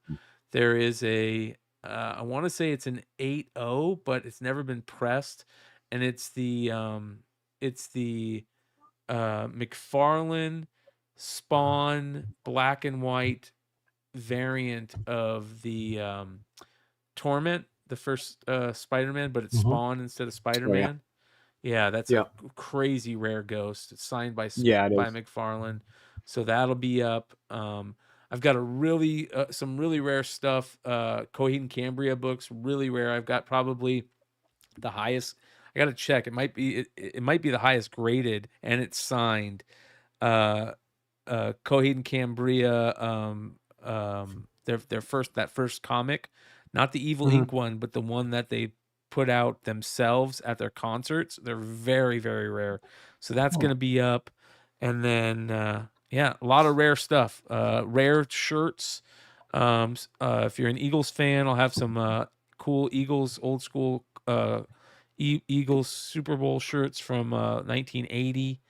A lot of vintage stuff. A lot of vintage toys is going up. I have 3 of the mint on card Spider-Man 2099 figures that have the white second print. Yeah. So those will be available. I think there's one on there already right now. Oh shit. Yeah. So go check those out. The Montana is up. So if anybody's interested in a unopened, the cello, unopened 1980 Topps cello pack with a Montana rookie showing, it's graded a PSA 7. It's up. There's another guy on there that has one for a PSA 7 available, but mine's a little bit different. Mine has the logo is in front of Montana's face, but you can see it's the Montana still. The guy that has his up there, it's like 1,200. I think I'm a little bit below him, or his like 13. I'm a little bit below him. But yeah, make me an offer if anybody's interested in that. Lots of stuff. So remember, you guys, if you see something on the eBay store that you're interested in, make me an offer outside of here. Get a hold of me on IG or email, or text me, call me. You guys have, if you have my number, and we'll work deals. So all that stuff is going to be available this week on the eBay store, eBay Live, whatnot, all that stuff. We'll see you soon. Make sure you guys come hang out. Shout out to everybody that asked about House of Stein. Stein got called away from work. He had to fly out, I believe, to Dallas last minute. So he was in Dallas, so we couldn't do a Hot 10 show. But we'll be back next week. And I believe this is kind of interesting. Right now I'm working on bringing in, doing a special industry show. It'll be a Thursday night, but in April with Eric July. So that'll be very interesting. That being said, much love to all you guys. Appreciate you. Give us a follow. Come hang out with us. eBay Live tomorrow night. We'll see you there. Adios.